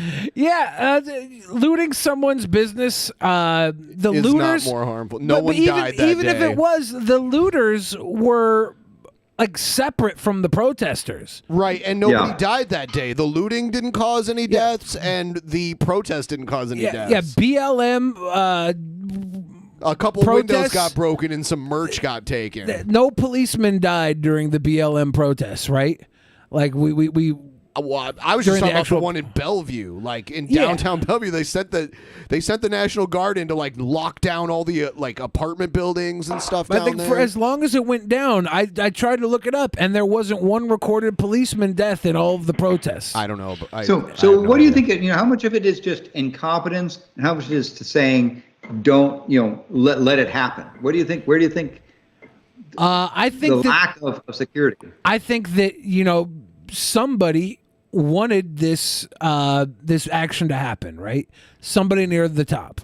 They wanted to see some action, whether it was Trump that wanted to see the protests ring true in his favor, whether it was maybe somebody in the Democratic side that wanted to show what some of these people were truly capable of and use it to politicize that later on. They're like, no, let's just let them have their way and see what happens. We don't know exactly who, exactly what. We don't know if we ever will, but there were a lot of people here who were mentally ill. That's just, if you look at QAnon, they're these crazy people that are suicide pills. They believe mass murder, the craziest things, and then there's a whole bunch of people here who believe they were fighting for their country. I think the Bilderbergs hired some crisis actors. And then there were some people here who were just there to support Trump because they feel like Trump's values more align with their values. So there's a whole mixture of people here, and the craziest ones, I think, they made the most damage, and the ones that were logically in charge of driving the people into the building, those ones are the ones that we should really look at for long incarceration. Give the stream a like, and everyone. Condemn. Go ahead. Oh no, I'm sorry. I was just asking everyone to give the stream a like. What were you saying, Landon?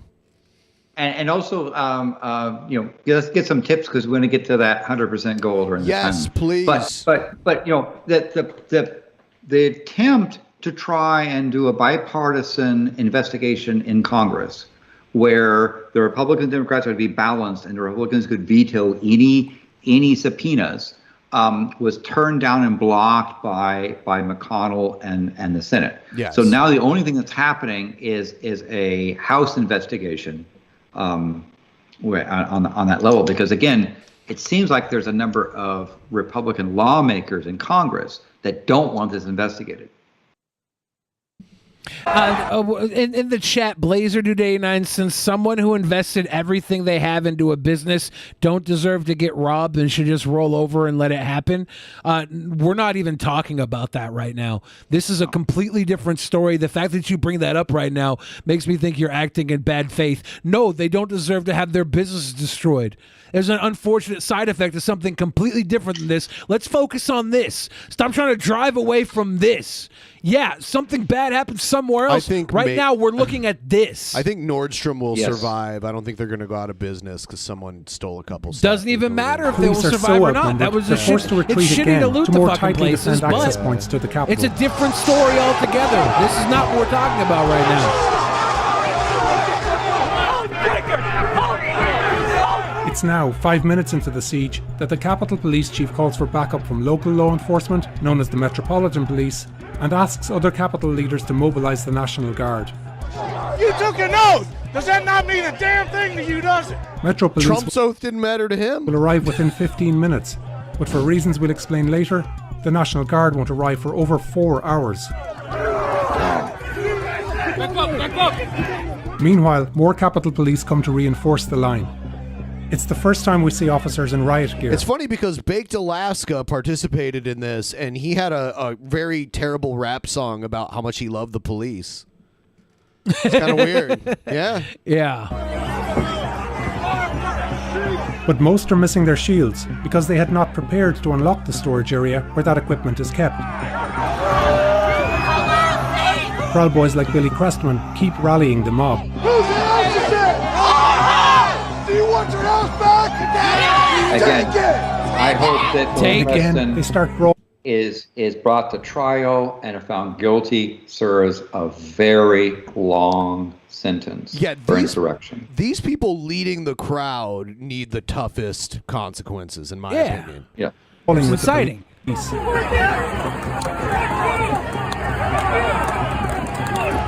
There were people. And if you're a GOP lawmaker and excusing this stuff, shame on you. Yeah, and there were people outside of the Capitol antagonizing this kind of stuff, and Nick Fuentes was one of them. That is a fact. He was there outside antagonizing, so he should have been charged. They might be investigating. We We'll don't know. see. There could be a reason why he's on the no-fly list. It's probably just because he wouldn't wear a stupid mask. Right, he 4 got months kicked ago. off of a plane. Yeah. Like if you get kicked off of one plane, there's a good chance you might not ever be allowed to fly again after that. Minutes later, Let's get their reinforcements from the guns. Metro Police arrive. A high-ranking Metro officer immediately calls for more backup. Get you 12 up to help maintain the lines. They're throwing bike racks. Those are barricades, not bike racks. Are they? Those are barricades, right? I don't know. Oof. Oh, I love the Trump trampoline. They struggle to subdue rioters, who respond with their own chemical spray. Yeah, they had like bear mace. I think that the one police officer that died was sprayed with like bear mace or something. I think so. Yeah. And within 30 minutes, the police already have casualties. Multiple capital injuries. Multiple capital injuries. So why is the National Guard rushing to this? Well, somebody didn't want them to go in. Somebody told them not to. They were too right? busy in Portland arresting the protesters there, right? I think somebody here has said it says they're going to get on to why the National Guard didn't show up. Remember in Portland they had people in unmarked cars just randomly like grabbing people. They're throwing people in vans. Right, yeah. right. Like if they walked onto the federal property of the federal courthouse next to the Portland riot or protests, they would just show up in vans. They disappear. Yeah. This first wave of rioters battling police has paved the way across Capitol grounds for others to follow. And after Trump finishes speaking, thousands more now fill this space.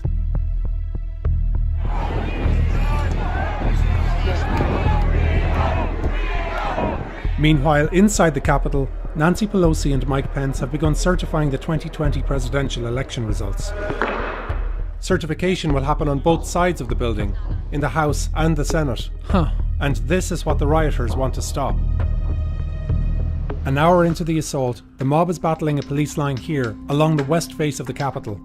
But that violence is now going to spread to multiple points of attack, as West Side rioters stream around the Capitol and incite the crowd on the east. Oh no! Here's what that crowd looks like on the east.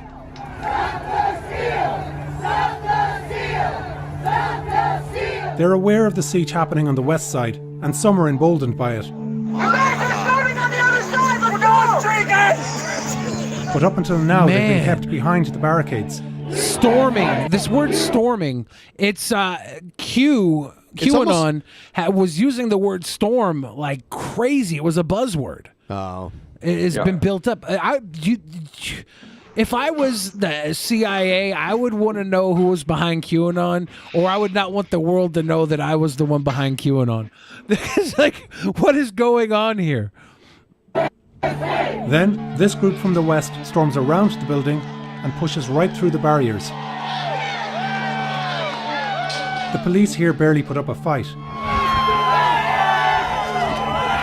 And it's now that protesters all along the east barricades surge forward.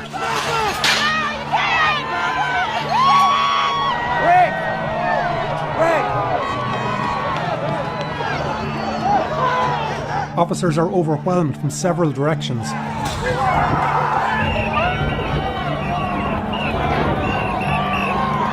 And retreat to guard Capitol entrances. But these rioters believe they've been deputized by their president to stop a crime.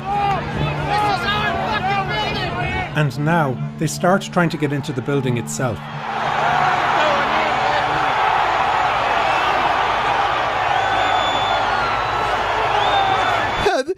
guy with a yarmulke on, like waving everybody in.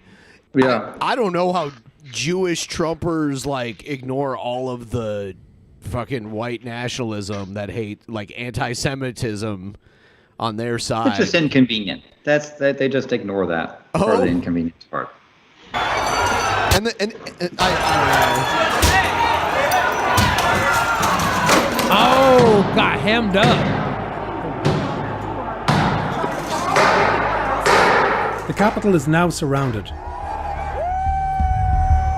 Rioters haven't made it inside yet, but around the time that the mob on the east pushed forward, there's that rioters fuck on the Biden west flag. were making a pivotal move. Do you think that's Hunter Biden holding that this up? scaffolding was erected for the upcoming inauguration of Joe Biden. I thought this was a different It covers rally. a staircase that gives direct access to an upper level. This right here is crazy. They built this stage for the inauguration, right?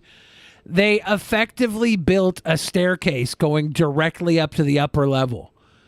And, like, they breached right through there to another part they probably couldn't have gotten to otherwise. Because the stage was there. Still going to go inside and then up, but it would have been harder for them. Yeah, to this be just able gave to them help another point of there. entry. Like, this is a completely new point of entry because the stage was here. And dozens of doors and windows. 3 police lines guard that route. But at ground level, officers are so overwhelmed that just a few cover this crucial access point.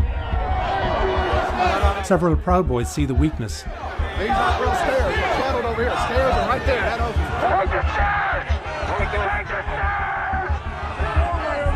Proud Boys start fighting the police, and with others in the mob, they push through. See, comparing this to Portland and Seattle during the BLM protest, like, there were so many cops, and people were like walking up to the cops, and they were like chanting, you know, they weren't doing anything of action, and then a random rock or a can would be thrown towards the cops, and then the cops would just beat the shit out of the protesters. They were going hard on them. This is completely different. When you look at this compared to that, they probably had one cop for every 4 or 5 people at the protests. They were so deep. Here, we're looking at maybe like one cop for every 1,000 people. Yeah, there's way fewer. There 100, at least 100. Yeah. Maybe 100. But the point again is that these people here, these insurrectionists, need to be brought to trial and if found guilty, given the maximum penalty and rot in jail for a long, long time. The line. This is an insurrection. Yeah, this aid and abet by trying to prevent it from being investigated and washed over need to also be voted out of office. This paints such a clear picture. I'm going to go piss. If I come back and there's not money donated, I'm going to be so disappointed in you. Yeah, let's get some donations up there. Yeah, if you want to send us a few, that would be nice. There's a link in the description to do that. It just says tip next to it, and you can do that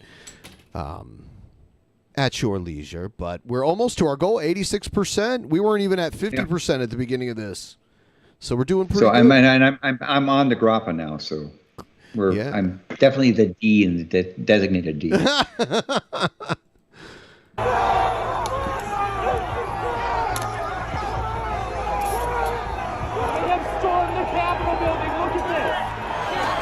Over several minutes, it's a brutal fight on these steps.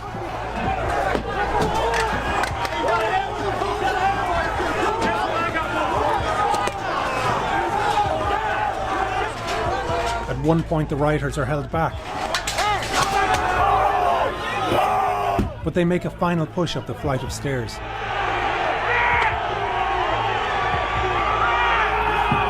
At the top, they scuffle again with a small group of officers, who give in after barely a minute. Stop following orders! Stop! You know we're right. Stop following The mob orders. now has direct access to Capitol entrances.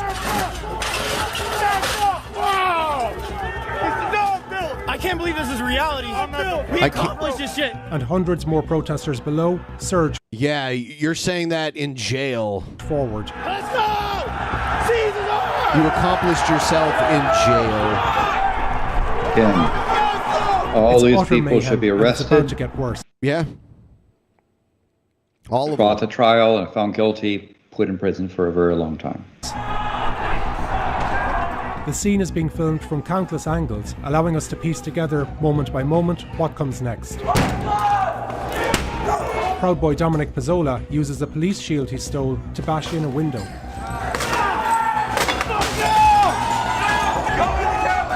And at 2:13 p.m, the Capitol is breached. Michael Sparks, a Trump supporter from Kentucky, is the first person inside. A police officer seems unsure of what to do and backs off. Sparks is followed by Proud Boys and other far-right extremists, one carrying a Confederate flag, another armed with a baseball bat. When rioters break open the locked doors, hundreds more rush in.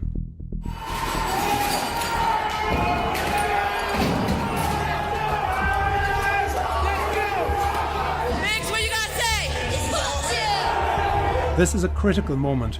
Officers must now defend the outside and inside of the building, stretching them even further. Simultaneous events now happen that are critical to lawmakers' safety. Rioters head straight for the Senate and will be at its doors in 2 minutes. Above them, the Senate is called into recess. Yeah, I remember seeing this part on the news where they're like, oh no, we got to We stop. were watching. Now. Yeah.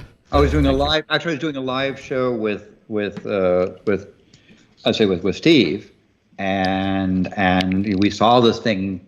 We saw both the camera footage on the outside as well as them going into recess, and then, but particularly, I watched. The Secret Service came up to Mike Pence and said, "You're out of here." Yeah. They also took the Senate Pro Tem, who was fourth in line on the succession, and also whisked that person away.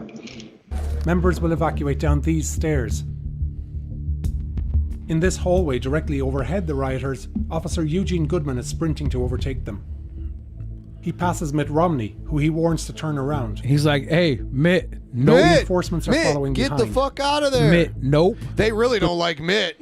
They would not let they would do something bad to Mitt because he voted to impeach Trump. Yeah, I wonder if they would have done something bad to anybody or Mitt, just but Mitt was like just the ones on the target. Mitt was like a vocal opponent of Trump, voted to convict Trump, and remember there was like a video of Mitt at an airport and he was being harassed by Trumpers Goodman there. overtakes the mob, goes downstairs and intercepts them. He holds them off while backup arrives upstairs. Which is funny because some of them probably voted for him at one point.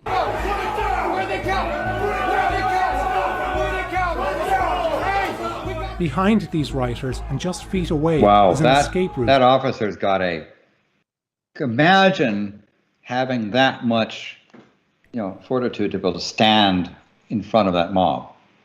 And you'll see later on that officer saved a whole bunch of people. Yeah.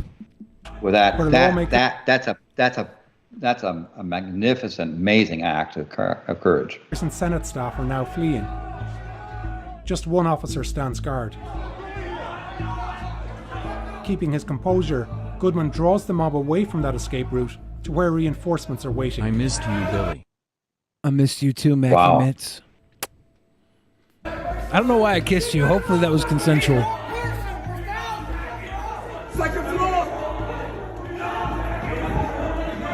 They're chasing him too. That one guy is, right? But he's drawing them. Well, basically, he's drawing them away from the Senate doors, upstairs to where there's reinforcements. He glances toward the Senate and realizes a door is unguarded. Goodman shoves the protester again, lures the mob away, and brings them into that line of fellow officers.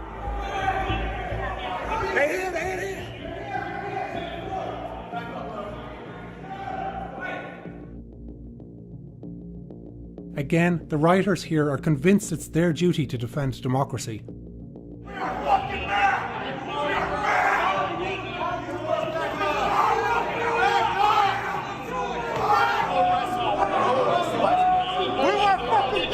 Go arrest the vice president. Go arrest him. The officers go hold them off arrest here him for now. Go arrest the vice president, guy. What don't you do? You took an oath. Did he think go that was arrest going to work? him? I'll just use Jedi mind tricks on the cops and. I don't think that they took the testimony from the MAGA shaman's lawyer. They should have put his testimony in this. That would be great. Oh my God.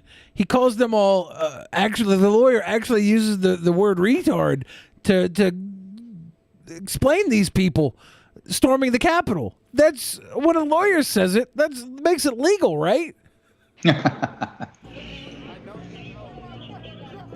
Meanwhile, Iced on Earth the other Guitarist side was of the there as Capitol, well. Yeah. A few political leaders are evacuated from the House of Representatives. But despite a lockdown alert, proceedings here will resume. The House will be in order. We'll go there soon. First, we'll go to the crypt in the centre of the Capitol, below the rotunda. The mob is already at its entrance. If they get through here, they will more easily fan out across the building.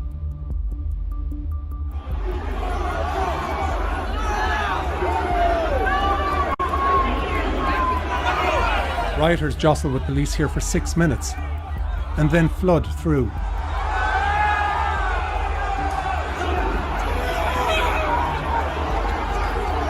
It's now 2:24 p.m, some 90 minutes after the siege began, and the mob is about to overrun the building. Stop the steal!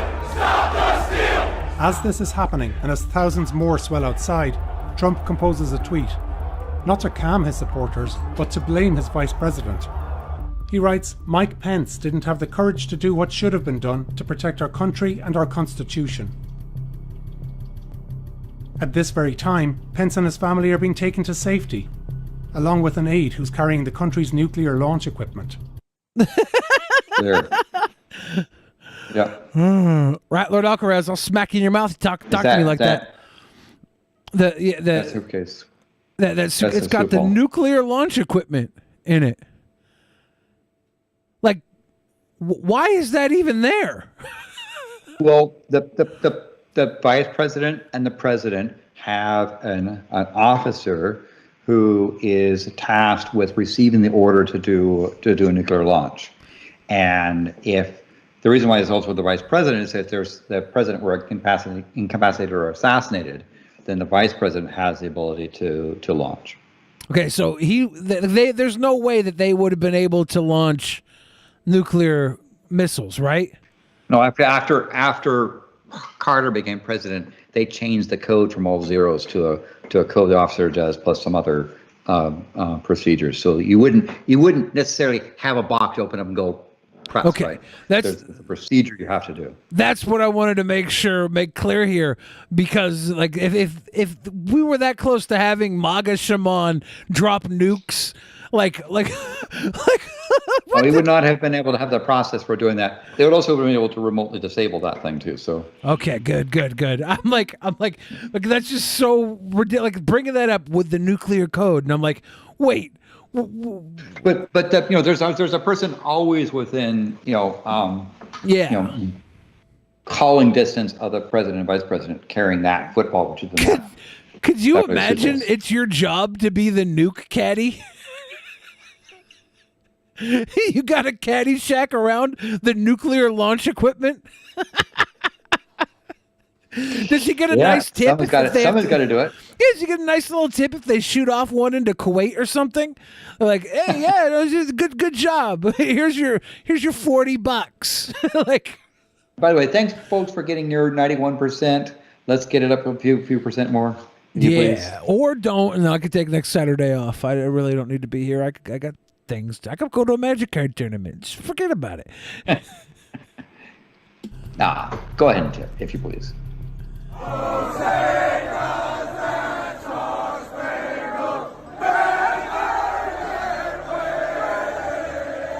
Isn't that funny that they're thinking that about an attack on a fort, attacking the Capitol? I can't wait until this exact same thing happens, except with little 40-something soccer moms that grew up on TR Total Request Live, and they're breaching the courthouse that's keeping Britney from being free, and they're all singing "Baby One More Time" in unison as they break Britney free.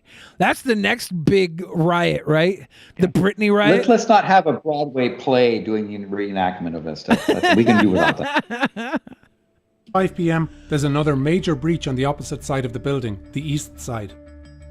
Rioters have been battling a handful of officers at these doors for almost half an hour.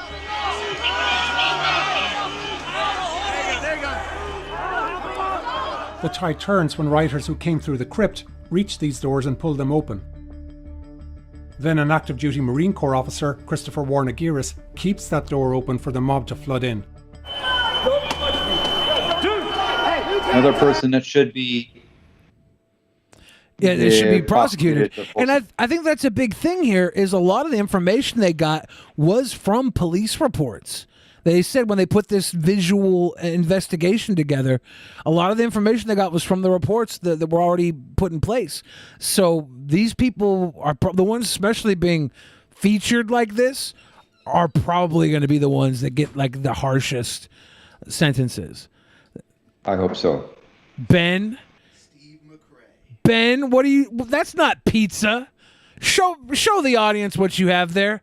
We know that's not pizza. Steve McRae knows that's not pizza. How much Taco Bell ketchup is on that? How much... Yeah, and don't, you're not following Shabisky's process and using a knife and fork, which he's not a real Italian. Ben, hold on. Is there even processed American cheese slices on that? What are you doing? I need to food hack it. Oh my goodness. Ben over here with this slop. McRae does not approve. We are one of you. We are one of you. Come on, Americans. We are one of you. Come on, Americans. Elsewhere, this crowd is a mix of diehard Trump supporters, but also more organized groups like the Oath Keepers, who move in formation here toward that east side entrance. For Trump? Yeah. I saw that. The Oath Keepers and their supporters continue to update each other on the Zello chat app. The House is in recess. We're going to yank them out of their seats. The group enters the Capitol together. Okay. There comes the Oath Keepers. Proud Boys are near them, including Joe Biggs, the organizer we saw earlier. He's entering the building for a second time. The Oath Keepers fill the rotunda, along with hundreds of other rioters. Took over the Capitol, overran the Capitol. We're in the fucking Capitol, bro. Yeah, the Oath Keepers. Now the police inside the Oath Keepers probably need to be pushed extra hard. Have the gavel drop on them. All the Proud Boys that had their megaphones and said anything insightful at all, I think they should catch a big case. America first. As much as I dislike Baked Alaska.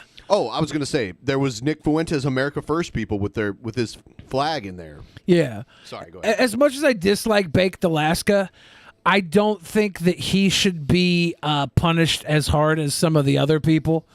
I don't think he should get away scot-free.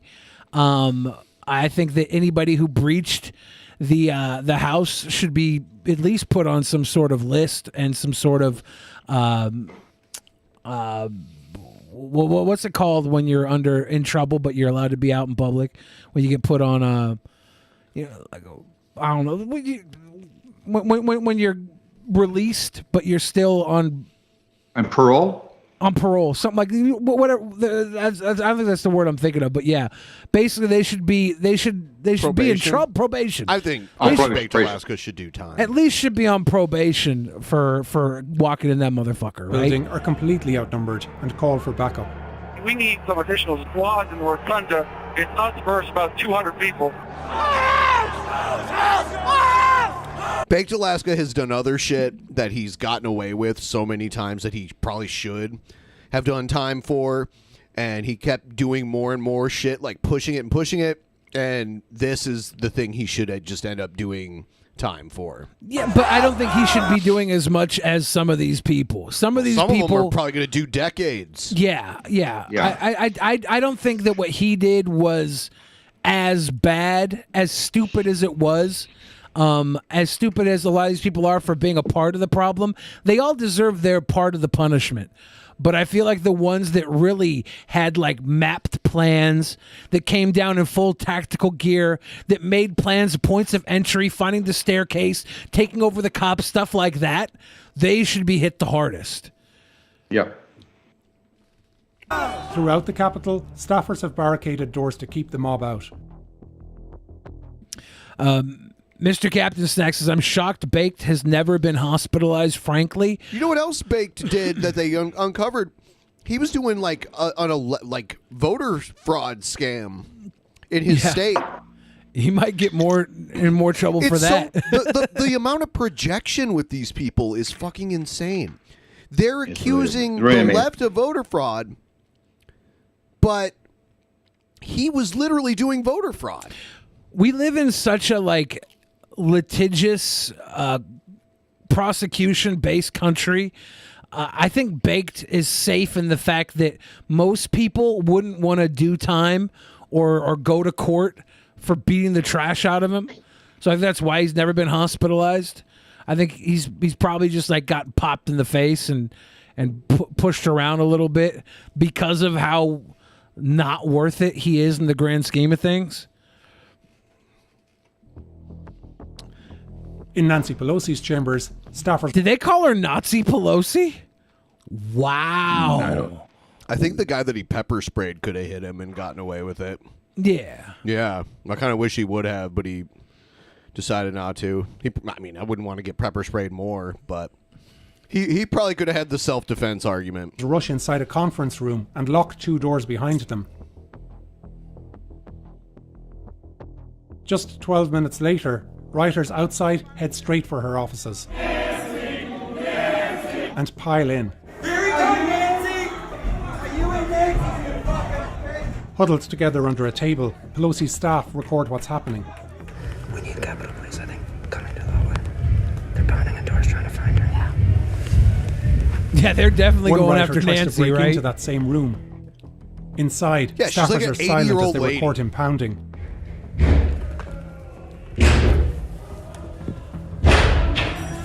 He gets through the first door, but the second door keeps him out. It's a scene that again shows just how compromised the US government has become. By 2:30 p.m., the Senate evacuation is well underway. But even though a lockdown was called over 15 minutes ago, what would they have done to her? I mean, like, seriously, if they would have harmed her, there would have been some really fucking bad... They probably would have been killed by the police that I wonder day. how many shooters were around Nancy, like if they had like armed guards there. Well, they have, the people that are in the line of secession are protected by the Secret Service. Yeah, if they would have gotten close to Nancy, it would have been bad for them. And that's when I saw the Secret Service coming in, interrupting the thing, and essentially sending her out. Essentially the presiding officer who replaced Nancy Pelosi was the one that you'll talk about. She wasn't even in the building at this point. I wonder how many breachers Secret Service would have had to put down before everybody else stopped. But they're still, by the way, they're still in the building, but they're in the process of trying to be evacuated at this stage. Oh, really? Nancy is still in... Oh, yeah. House is still in session. Do not accept Arizona's electors as certified. Representative Jim McGovern is chairing. He told us he wanted to finish hearing objections to the election results by Paul... These politicians that perpetuated this, I think... Yeah, and this guy, this idiot with a chin diaper, He's the guy that's a white nationalist is fundraising for him. Yeah, and understand that part of what was happening was, I believe, is that people like Trump were trying to slow down the proceedings, hoping the pressure... I wouldn't necessarily say that Trump wanted the riot, but the pressure would cause people to turn, right? They were trying to because in order to challenge a particular state's electors, you had to have a person from the House and a person from the Senate both agree. So you had a bunch of MAGA folks in the House willing to process everything. There only were 2 particular states that the Senate was even willing to go along and only a few of the senators. But the notion was to try to slow down the process so that pressure could be put on. And pressure, unfortunately, includes this insurrection. But Gosar. House staff and security gave McGovern the all clear to continue. It's a delay that likely costs someone their life. Suddenly, staff are now pointing at the chamber's doors. Please be advised there are masks under your seats. Please grab a mask, place it in your lap, and be prepared to don your mask in the event that we get a breach. I wonder how many anti-maskers were like, hell no. Just outside, a mob of 100 or more is baying to get into them. Well, we came this far. What do you say? Drag them out! These rioters pay little heed to the thin line of police. They're going. Yeah, I would just stop. Bro. And in moments are pushing against the doors into the house. On the other side, Capitol Police erect a barricade and draw their guns. You're a traitor. That was the same. That was the same ottoman that the dude that said it wasn't so bad was helping to press up against the door. Normal tourist day. Like, but it really isn't so bad because like the Ottoman, it built the whole empire at one point. So like, it could handle a few insurrectionists. Lawmakers are evacuated to the rear of the chamber, where in a few minutes a rioter will be shot and killed. Part of the mob outside now peels off in that direction to find a different way in. No, people are running that way. Ashley Babbitt, an Air Force veteran and QAnon supporter, is among the first to arrive at the rear of the house. Bad mistake. Do they show her getting shot? I think they do. Okay, I'm not going to show that. It shows like the gun. It shows them warning. Like they're like he's got a gun. He's got a gun. And the guy's holding the gun on the door. I'm and passing the part where she gets shot. Yeah, she goes into the window and climbs through the window. And the second she goes through that window, she is stopped. One bullet puts her back. And that's where Green is sort of saying, well, I should think we should have an investigation about that. And Patriot was blah, blah, blah, protesting. Yeah, and sorry. They're lucky more of them didn't get killed. Well, if more people would have gone through, they would have. Yeah, the chamber, it was one shot, and it was enough stopping power to put her down. It was a fatal shot, but she probably wouldn't have been fatal if med people could have got in there quickly. Here, but the there were lawmakers in the balcony are and sheltering in place. People in the way. Everybody stay down. Couldn't help her. Yeah. The fuck? Take your pins off. Pins off. They now remove the breast pins that identify them as members of Congress. A group of rioters who almost made it to the balcony are held at gunpoint as it's finally evacuated. They're like, nope. Now Trump supporters have achieved their goal. Those guys made it up there, and they were on the ground with the guns pointed to the back of their heads as the Congress walks out in a single file line, double file line. These guys were flat out on the ground. Don't move, or you will be minced. Yep. Stopping the election certification. Defend your liberty! Defend your Constitution! And while the House is evacuated, at the other side of the building, the Senate is occupied. Treason! Treason! Treason! Yeah, that's what you're committing. On the Senate floor, they leaf through lawmakers' files. There's got to be something in here we can fucking use against the scumbags. Mug for There's photos. got to be something in here that we could use against the scumbags. No, but you guys provided them with a bunch of media to use against you. Pray. They're so dumb. So dumb. And leave a message for Mike Pence. It's only a matter of time. Justice is coming. Yeah, okay, MAGA shaman. Your lawyer called you and everybody else there the R word. As rioters inside have been rampaging throughout the Capitol, the crowd outside has grown, and that first battle has continued raging. That's not a horn. He's blowing into a pizzle stick. No. For almost 2 hours, officers face off with rioters who say they support the police. It's hilarious because they're committing a federal offense, but they're all anti-maskers, so they didn't cover their face, so now they're all easily identifiable. But they all would have had justifiable reason to all be masked at this point. And it would have been a lot harder to identify them. They're so fucking stupid! What a bunch of dumbasses. We've backed you forever. We've backed the blue forever. But assault. Not forever, not now. That's not forever, That's not Papa. forever. You changed it for that red MAGA hat. We're going to show what happened here because it demonstrates yet again how failures by Capitol Police leaders to prepare put the safety of these officers at risk.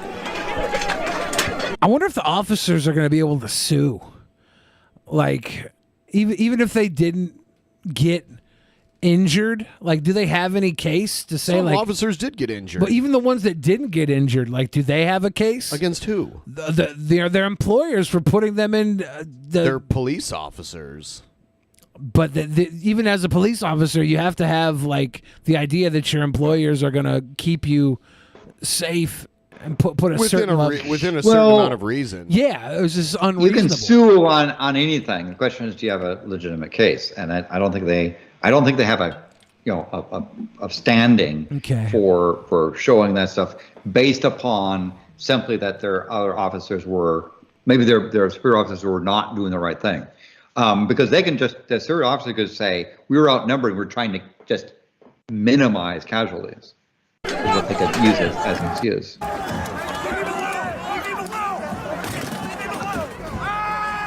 Capitol Police had been ordered to withhold some of their stronger weapons.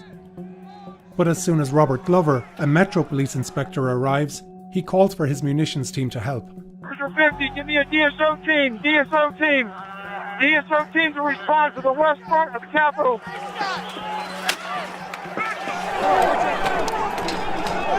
When the building is breached, Glover knows he needs to retreat and seeks advice from Capitol leaders. I need a command official from Capitol so we can coordinate where they want us to pull back to. We cannot hold this without more munitions or more manpower.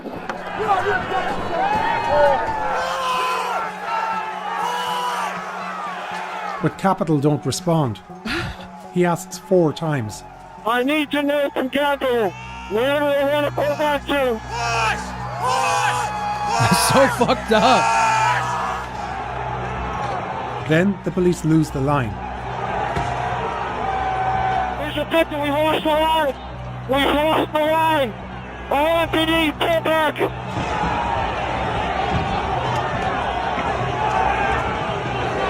We the people! We are the storm! Rioters knock an officer over, throw a fire extinguisher. Glover issues at 10:33, a call of last resort. 10:33. I repeat, 10:33. West front of the Capitol. We have been pranked and we've lost the line. On the 10:33, have all units respond to assist him. Do what we're trained to do.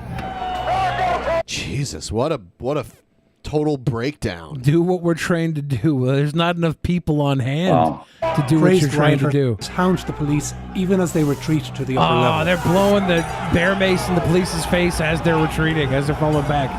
Get out of here! Take your big sorry asses and back up in there!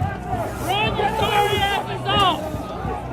Police now begin to guard this doorway. We were blue An forever. iconic centerpiece of presidential... Take your pig sorry asses. Right. inaugurations. Makes a lot of sense, right? But for another 2 hours, the same pattern will repeat. But then they'll defend a cop strangling a guy by kneeling on his neck for almost 10 minutes. Yeah. Rioters fill the terrace. Well, you know that guy had Instigators trigger fentanyl a in his frenzy. system, Ben. And tragically, someone will die. Yeah. I don't care if he had adrenochrome in his system. Yeah. A brutal fight erupts in the doorway.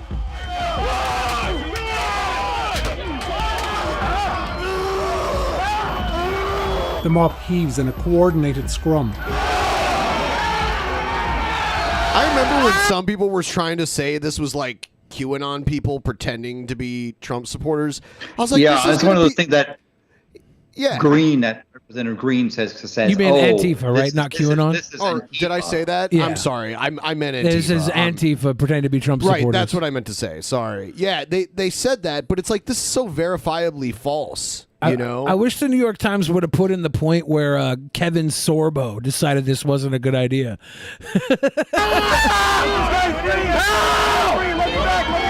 And when police finally push them out, they face even worse violence.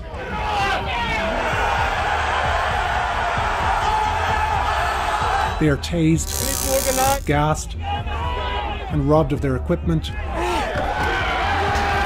They're beaten with a crutch, a hockey stick, and even an American flag. A hockey stick?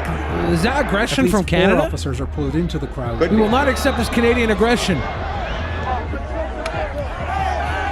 One dragged by his own helmet, face down. No.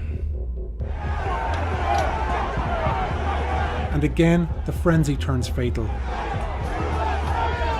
Roseanne Boyland, a Trump supporter who has been swept up by QAnon conspiracies, is moving toward the door. Yeah, this is her last day on Earth. Did she get shot the too? Scrum, No, she gets collapses and is lying unconscious beneath stampeded. the mob.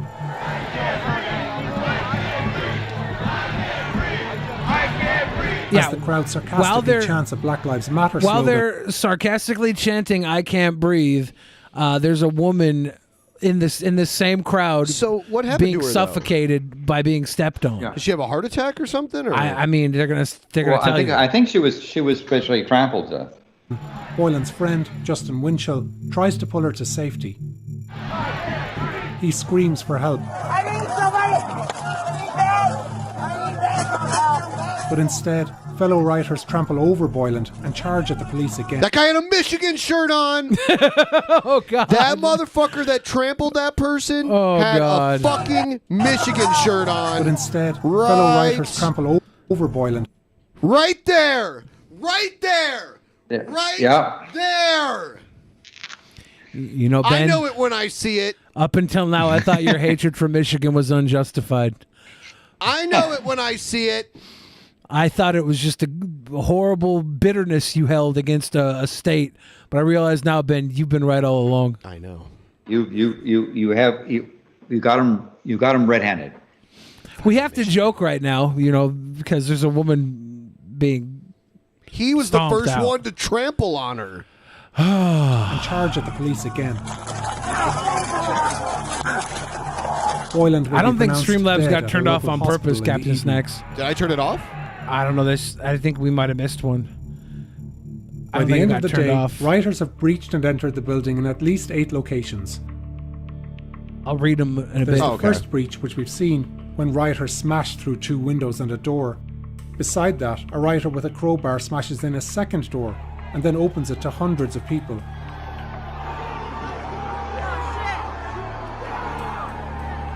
Others smash a window next to the inauguration door and climb inside.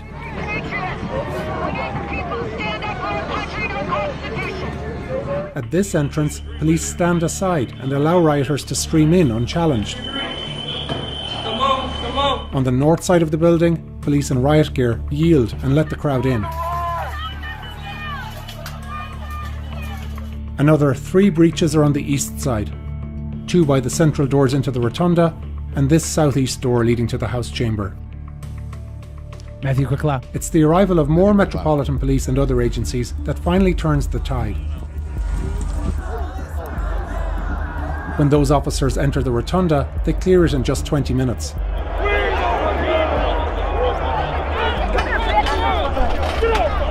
They clear the rotunda in 20 minutes? As the mob is pushed back through the east. Why weren't those forces there long ago? Well, that's what the was big delay? question, right? It took them 4 hours to get National Guard in. This is Capitol Police this late. Doors, their rage turns to Mike Pence, who Trump attacked earlier.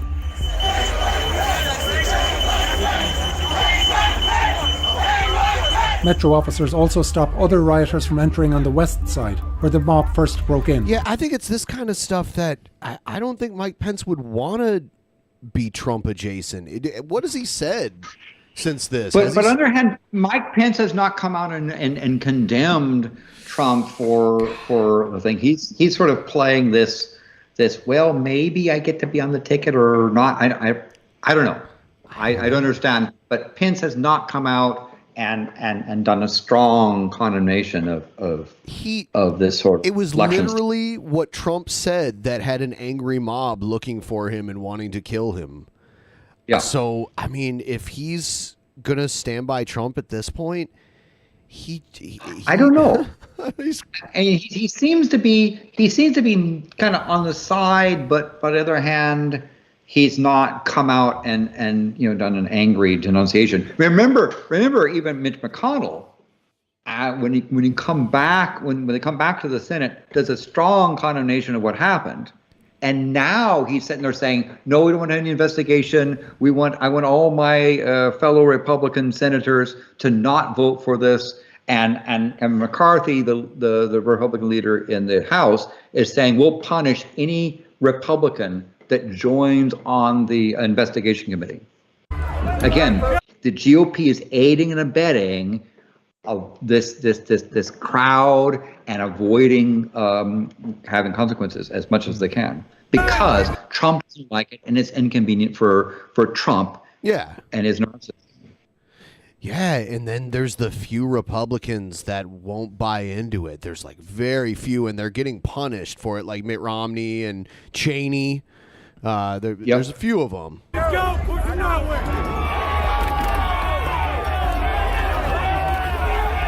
But here too, we see a crowd empowered by the belief that they're carrying out some patriotic duty. I was invited here by the president. Yep. A lot of them thought they were going to get pardons. Over the course of the day, 150 I was police invited here by the president. officers are injured. And what do you think if Trump ever came back to being president, he would actually pardon these people? He could have pardoned them before. Yeah. He had the ability to pardon. Part of the problem is that Trump was saying, what's in it for me, I believe. Again, Trump was really about himself. And it was hard to get people even, some of his supporters saying, hey, like even Giuliani was saying, pardon me. And Trump was saying, no, I'm going to be thinking about myself. Yeah, Gates wanted some kind of pardon too. He had asked for Matt Gates, not Bill Gates. Yeah, yes, yeah. That's who I was talking about, not Bill Gates. Maybe Bill Gates After too. 4 p.m., Metro and Capitol Police regain control of the upper levels. The final parts of the interior are cleared by other law enforcement, including federal agencies. Tear gas and flashbangs disperse the crowd on the inauguration terrace.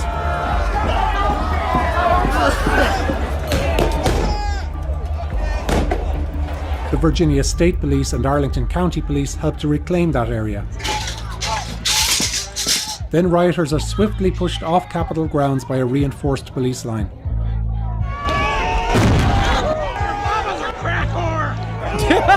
Only now, more than 3 hours after crack whore. The Capitol Police first called them, 2 National Guard soldiers arrive. You can defuse and turn down right now. Well, I'm glad the National Guard decided to come out at night. The freaks come out at night. Just 20 God minutes comes away. out at night. But a recent procedural change meant the highest level of the Pentagon had to approve deployment. And Pentagon officials delayed the decision, partially in fear of bad optics, even as the Capitol was being overrun. The Pentagon delayed the decision partially because of bad optics. Because of bad optics? Because of bad optics. That to me says it's a political decision that they didn't want to as well. So we don't want to send the National Guard down there. It would look bad that we're sending the National Guard against our own Americans, our patriotic Americans. That'd be bad optics. We don't mind sending them over to Portland, though. Well, and one of the things that these MAGA people, the Trump people have done is you have people like Putin, the leader of Russia, and Xi of China that are saying, you blame us for certain things. Look what happened to Americans in the Capitol. Right? They're despots pointing at this type of thing and saying, this is why you need a totalitarian state, because we can keep law and order.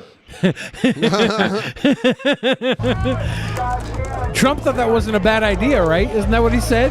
As calm returns, the president tweets again.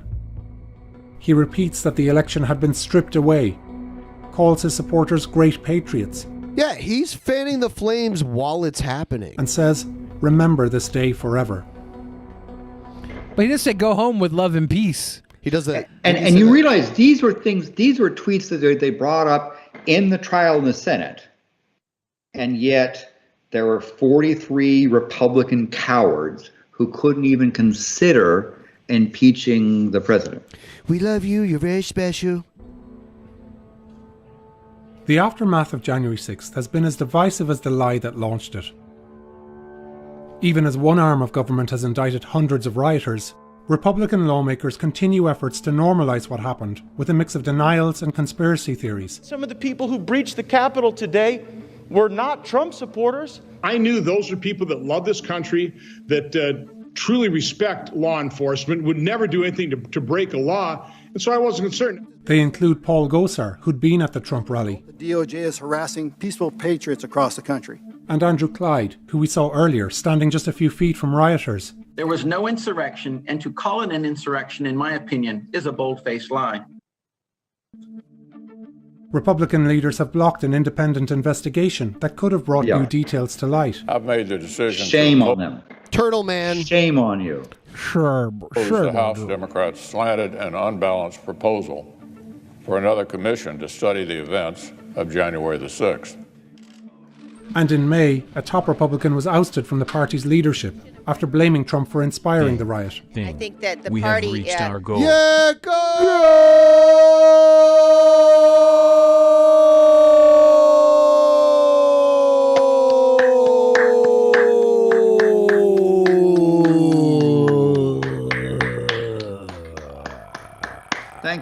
Thank you. Yeah, we were going to breach your wife's mouth, our White House, if we didn't get the goal tonight. So thank you guys. Thank you guys. is in a place that we've got to bring it back from. Oops. None of what happened on January 6th would have been possible without a huge mass of ordinary people who were proud of what they achieved. Ordinary people is a very loose term. Millions around the country still believe the violence was not only justified, but necessary. Oh, God. And the forces that brought them there have not gone away. Yeah, the Patriots are coming back, y'all. Hopefully y'all will be on our side when that happens. The Patriots are coming back. Man, wouldn't it be cool if there wasn't like a division between the struggling base of America and we could all just work together to get like a better lifestyle for everybody? Wouldn't that be awesome? We're all over here fighting over literal crumbs. Well, the sad thing is that there's a number of GOP that are in marginal seats where their percentage of victory is small compared with the size of the MAGA crowd. And so they're afraid of even mildly standing up against this stuff for fear they won't get reelected. And so for the price of getting reelected, they commit, they essentially deny all this stuff. We're going to see some really surprising behavior, really frightening behavior. I don't think we have seen the depths that Trump will try to go to try to get his way, to get his attention, right? And the fact he wants attention and he wants himself. I agree with you because, I mean, I think he was holding out for that second term to do the next level stuff. You know? Yeah. That's what I was saying. And so it really is. And this is back to, for me, a real big condemnation of what's happened to the GOP, that the GOP is aiding and abetting Trump and his narcissistic behavior. They're aiding and abetting Trump in trying to push this lie about the election, about the insurrection, and so I think the response, the price that the GOP needs to pay, is to have everyone at every level who is a GOP be voted out of office and turn the GOP into a minor party. The reason for that is the Democrats need a better opposition party, right? That you don't want the Democrats to be fully in control. That's true. But not the GOP. Right. Yeah, I wish we would have more parties. Multiple parties. I think less people would feel like they were settling if they found a party that was way closer to what they believed in. But they're going to keep themselves in power. The Democrats and Republicans. Jesse Ventura wrote a book called Democrats and Republicans, and it's about how the two opposing sides are kind of in a racket keeping one another in power. And they might battle each other, but their existence benefits one another, so they want only them to be the two things going on. I think the third party the is reason going to be, drive...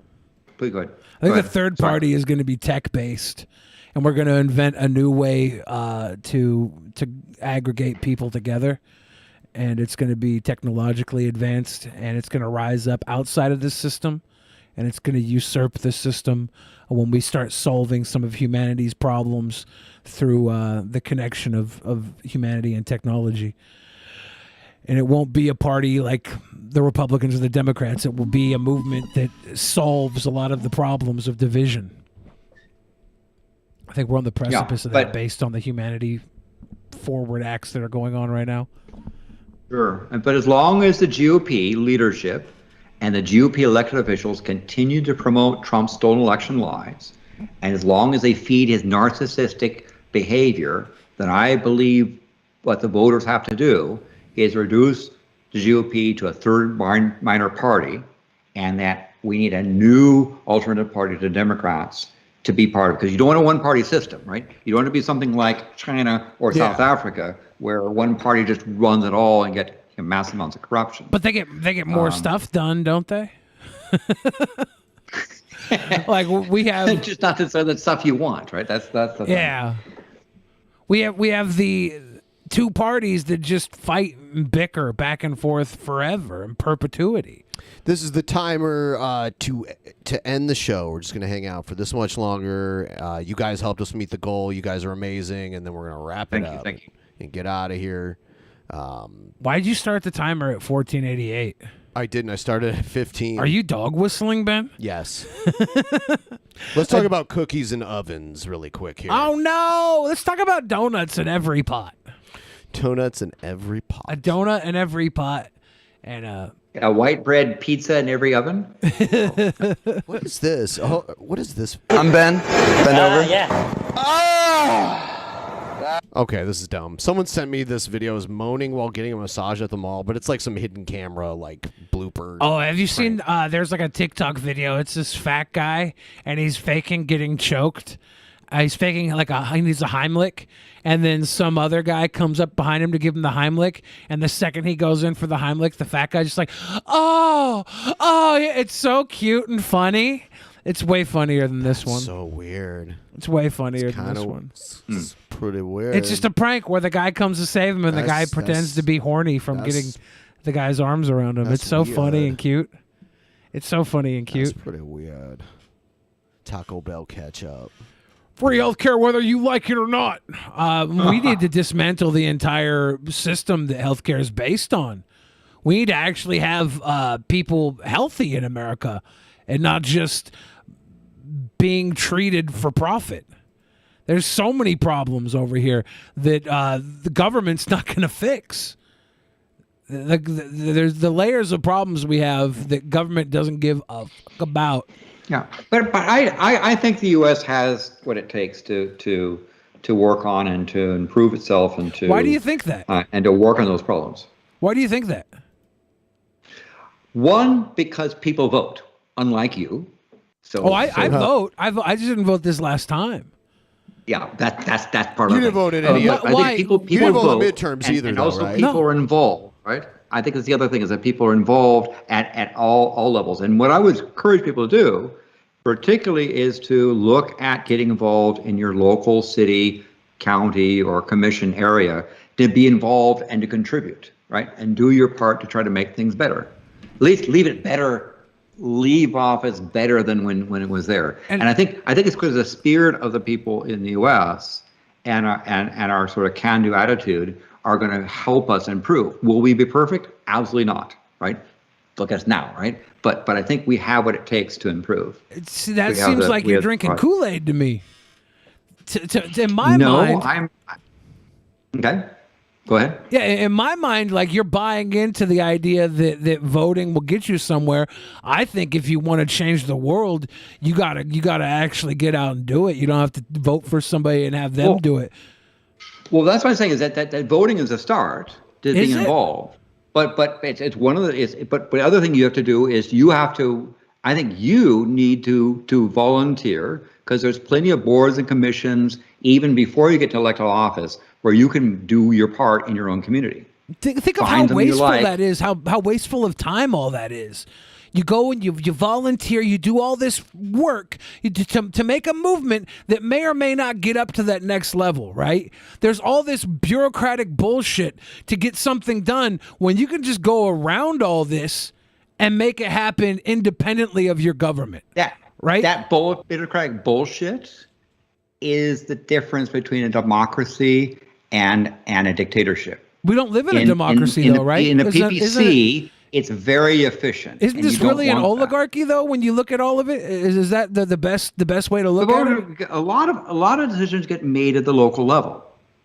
A lot of what affects you at the local level, and you have an ability to volunteer, even if you're not going to become one for office, to participate in things relating to school boards, to your park, to your libraries, to a number of things that you can be involved in your community in terms of social services and volunteering, right? Even if you're not on a government thing, you can also volunteer for groups that assist in your area. You can do something, and being involved is what you can do. That's why I think it's so important to become involved, to do your part. No, you're not going to cure out all the things in the world, but you will at least leave it a little bit better than if you'd not been involved. I feel like that's a fairy tale. In my mind, that you go and you give all this time and effort, and it keeps you distracted, while the people who actually make the choices and changes aren't even in politics. They are in business. They are in every other step of the way, and they're speaking with their power, and they're buying off the politicians that you assume one day you may be able to become, which is like impossible. You only get in if they sign off on you being their guy, right? Like, is that? Yeah. Am I wrong about that in America? No, I disagree with you. And reason why I know it's a fairy tale is that I'm involved. I've done it. I'm doing it. But what was the best thing? Make a difference. What was the biggest difference you personally made? Well, in the case of Sunnyvale, I left the place with more money in funds for emergency services and fewer laws on the books. So you were the mayor? I left it. I helped assist in building a public safety program that combined police, fire, and paramedics to make it one of the safest cities in the country. What office did you hold, I helped build Landon? A library system. What? Landon, what office did you hold in Sunnyvale? So I held a charter commission, I held a library board, I held city council, and I held also a vice mayor and mayor pro tem. Okay. Are all the things you put in place still going strong today? Yeah, I mean, we still have a great public safety program in the city of Sunnyvale. It still is very well run, and so it's when you volunteer, you're not going to fix everything, because you're not going to be the dictator either, right? The only thing you could do is to do your part in assist. You could at least sit by and say, I did my part. Right? Do you yes, go ahead. Do you think you could have done more if you were like a billionaire and you just bought like what you wanted outright?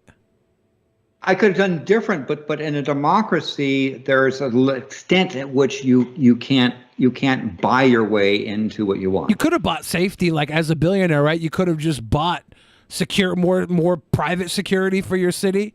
You could have bought. Who does that? Who does that? You could. Okay. Like Bezos could be Batman right now. Instead, he wants to go fly into space. Okay. He could actually be deploying security systems personally, right? Okay.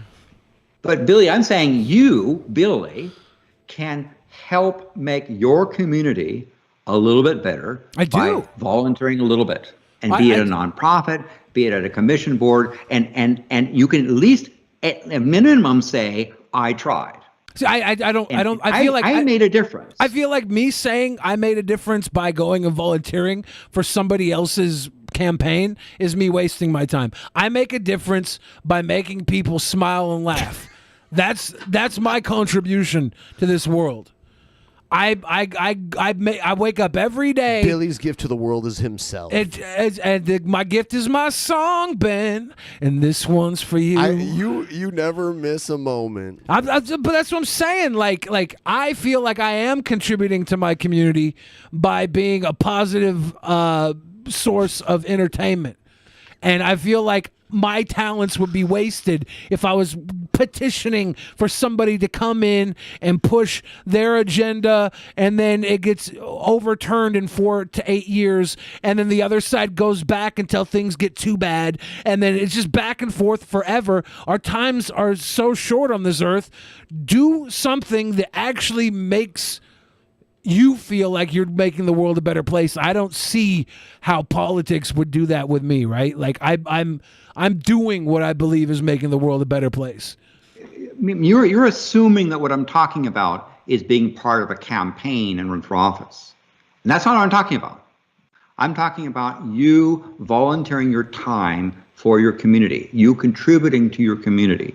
You and you can be part of these appointed commissions. You can volunteer for things, for human services, for park and recreation. You can volunteer for nonprofits to assist people. These are things that you can do. I've done that to stuff help in the make past, your community, and they're going to be a lot more meaningful, a lot more impactful, as big as this platform is, than just yourself.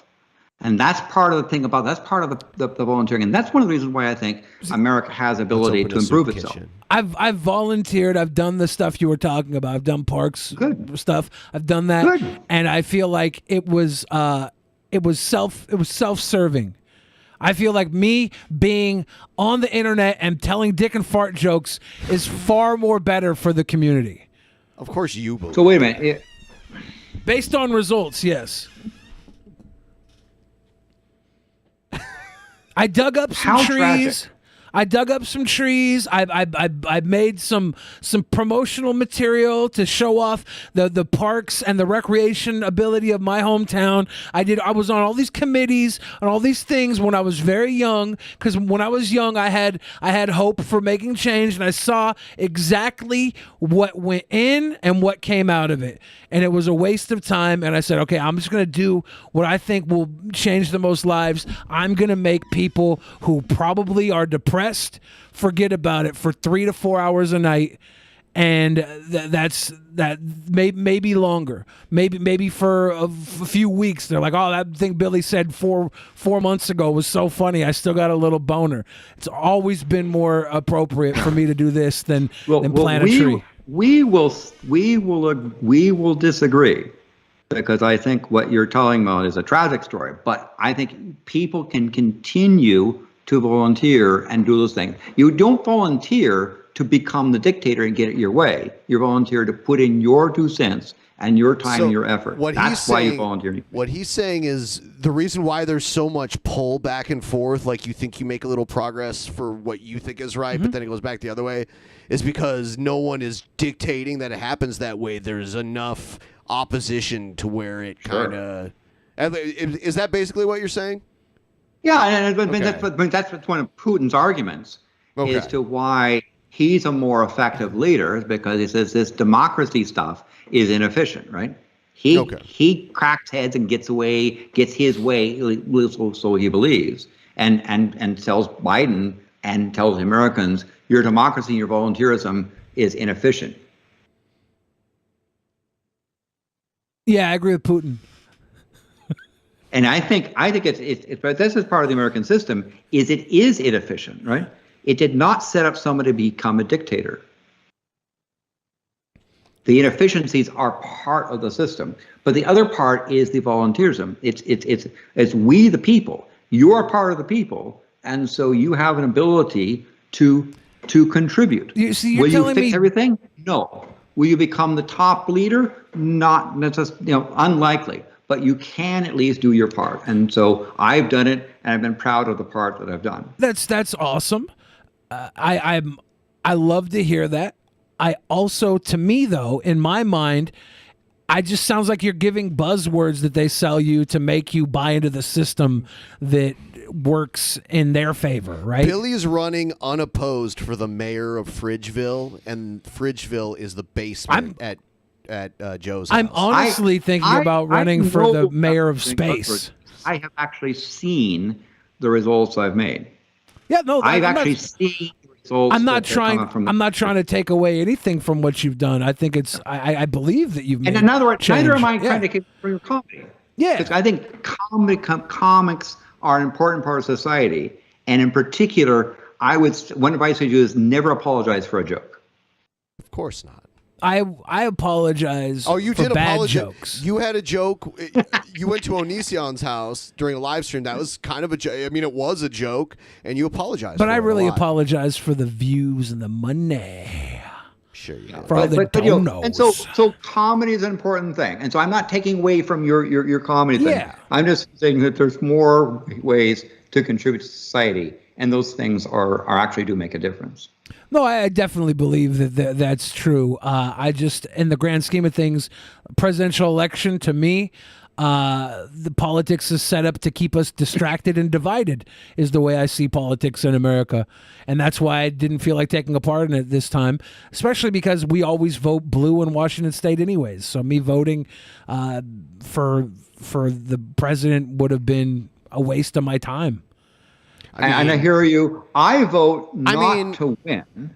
I vote to express my opinion. It's such a minimal amount of, it's so easy to vote in Washington State. You literally just fill out the ballot and stick it back in your mailbox. Stick it in the mailbox. I feel like me talking on Drunken Peasants throughout the election probably pushed more votes for Biden. A lot of your statements start with "I feel." Exactly, because well, why wouldn't it? Like, I'm not gonna. I can't state a fact here, but guys, it's a fact that I made a bunch of people vote for Biden by talking about Joe Biden so well.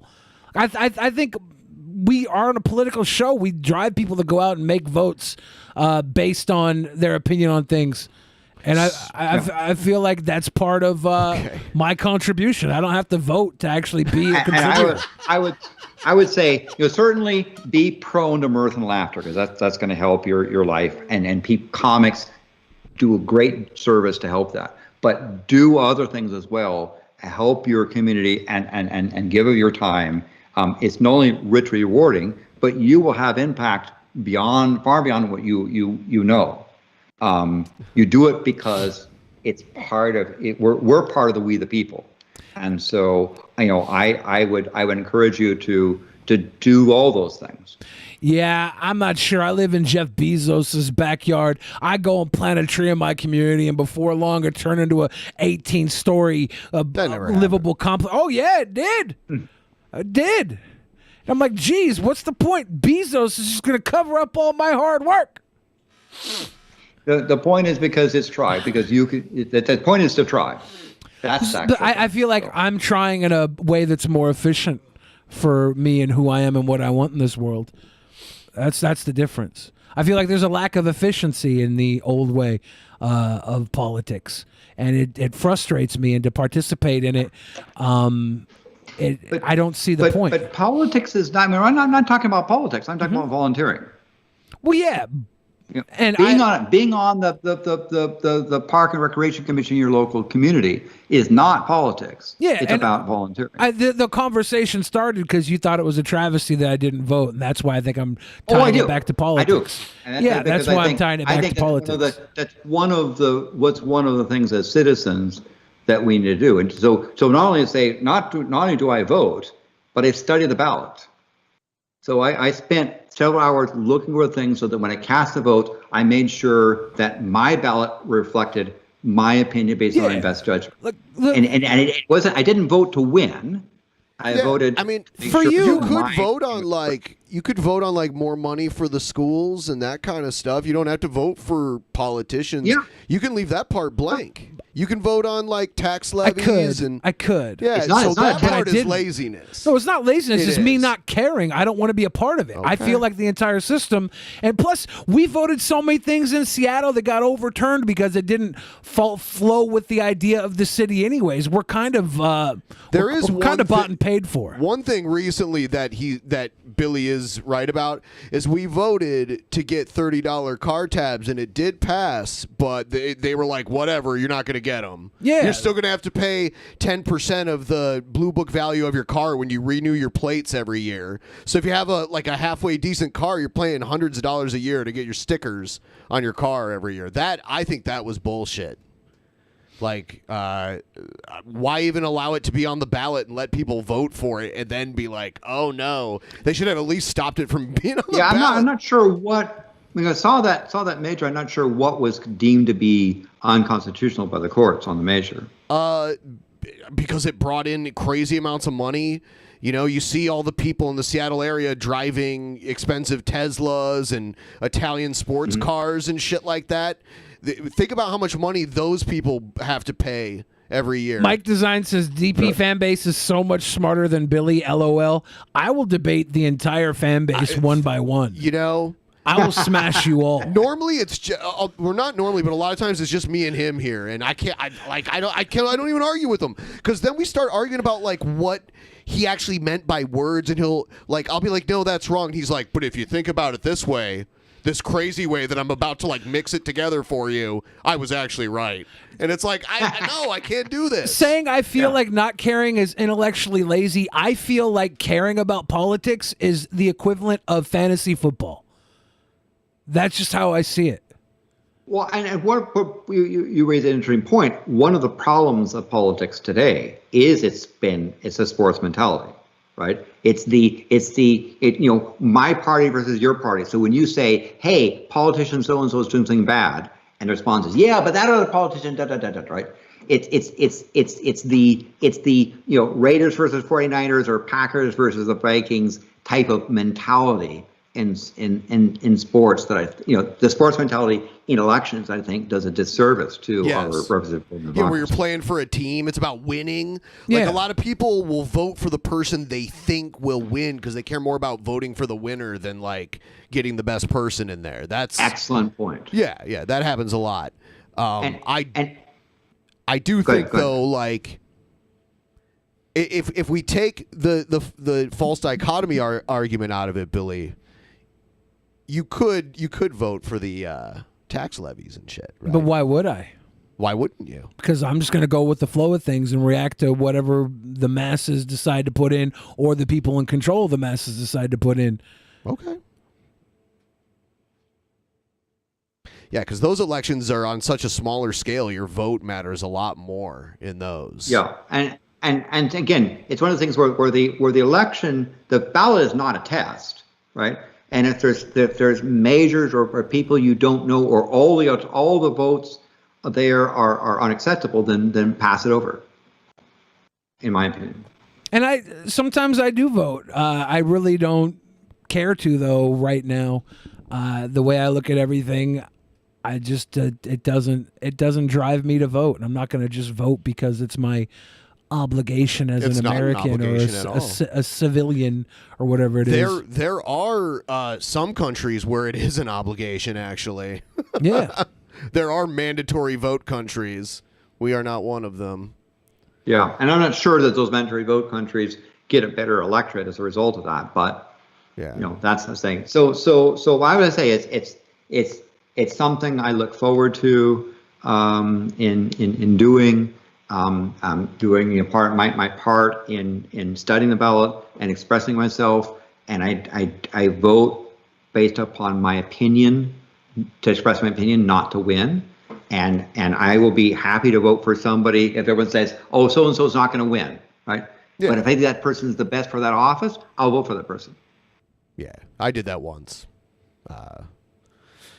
Yeah, and again, many measures, ballot measures, of things are also quite important in having your say. So I would encourage people to study the ballot, volunteer in the community, work for these nonprofits, volunteer for boards and commissions. It's quite rewarding, and you can make a difference. All right. With that, we are going to wrap this up. Thank you, Landon, for joining us. Thank you. Anything you want to push out to the public right now? Well, certainly, I want to also thank you, Ben and Billy, for helping people be prone to mirth and laughter. Yes. On that, I'd like to also give a shout out to the Milwaukee Atheists, a group of folks. I'm going to be on their show tomorrow, Atheist Sunday School. They're going to force me to read the Bible, or at least a chapter of it, and such. And of course, a good shout out to people like Pimp Monk. And Stravinsky, the Wood Show. There's some cool folks over there. Go and check those folks out. A bunch of other folks there, as well as just enjoy life and hope you continue to enjoy my favorite universe. My YouTube channel, Our Favorite Universe, is waiting for my producer to recover from COVID, David McGinnis, because he caught it from a COVID idiot. Unfortunately, just like a week before he was going to get vaccinated. Oh no! And so he's been recovering there. But once that goes, I'll do a little science channels on that for other folks. So, but anyway, thanks again, folks, for having me on. Thanks you for having that conversation with me too. I appreciate the Absolutely, talk. I had a fun time. Yeah, I love having you. I like to get into it. This is not an antagonist thing. We got to express ourselves. And you got to help people become prone to mirth and laughter with a bunch of crazy stuff on the net. Yes. Have a good night, Len. Everybody at home, have a good night. We'll see you on Tuesday. Thank you. He called me sir. It got me so human angry. People are discriminating against wolves. Wow. They're laughing at us, at our stupidity.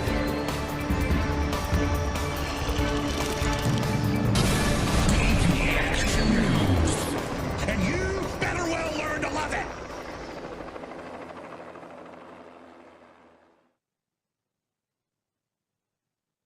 In the beginning, there was nothing.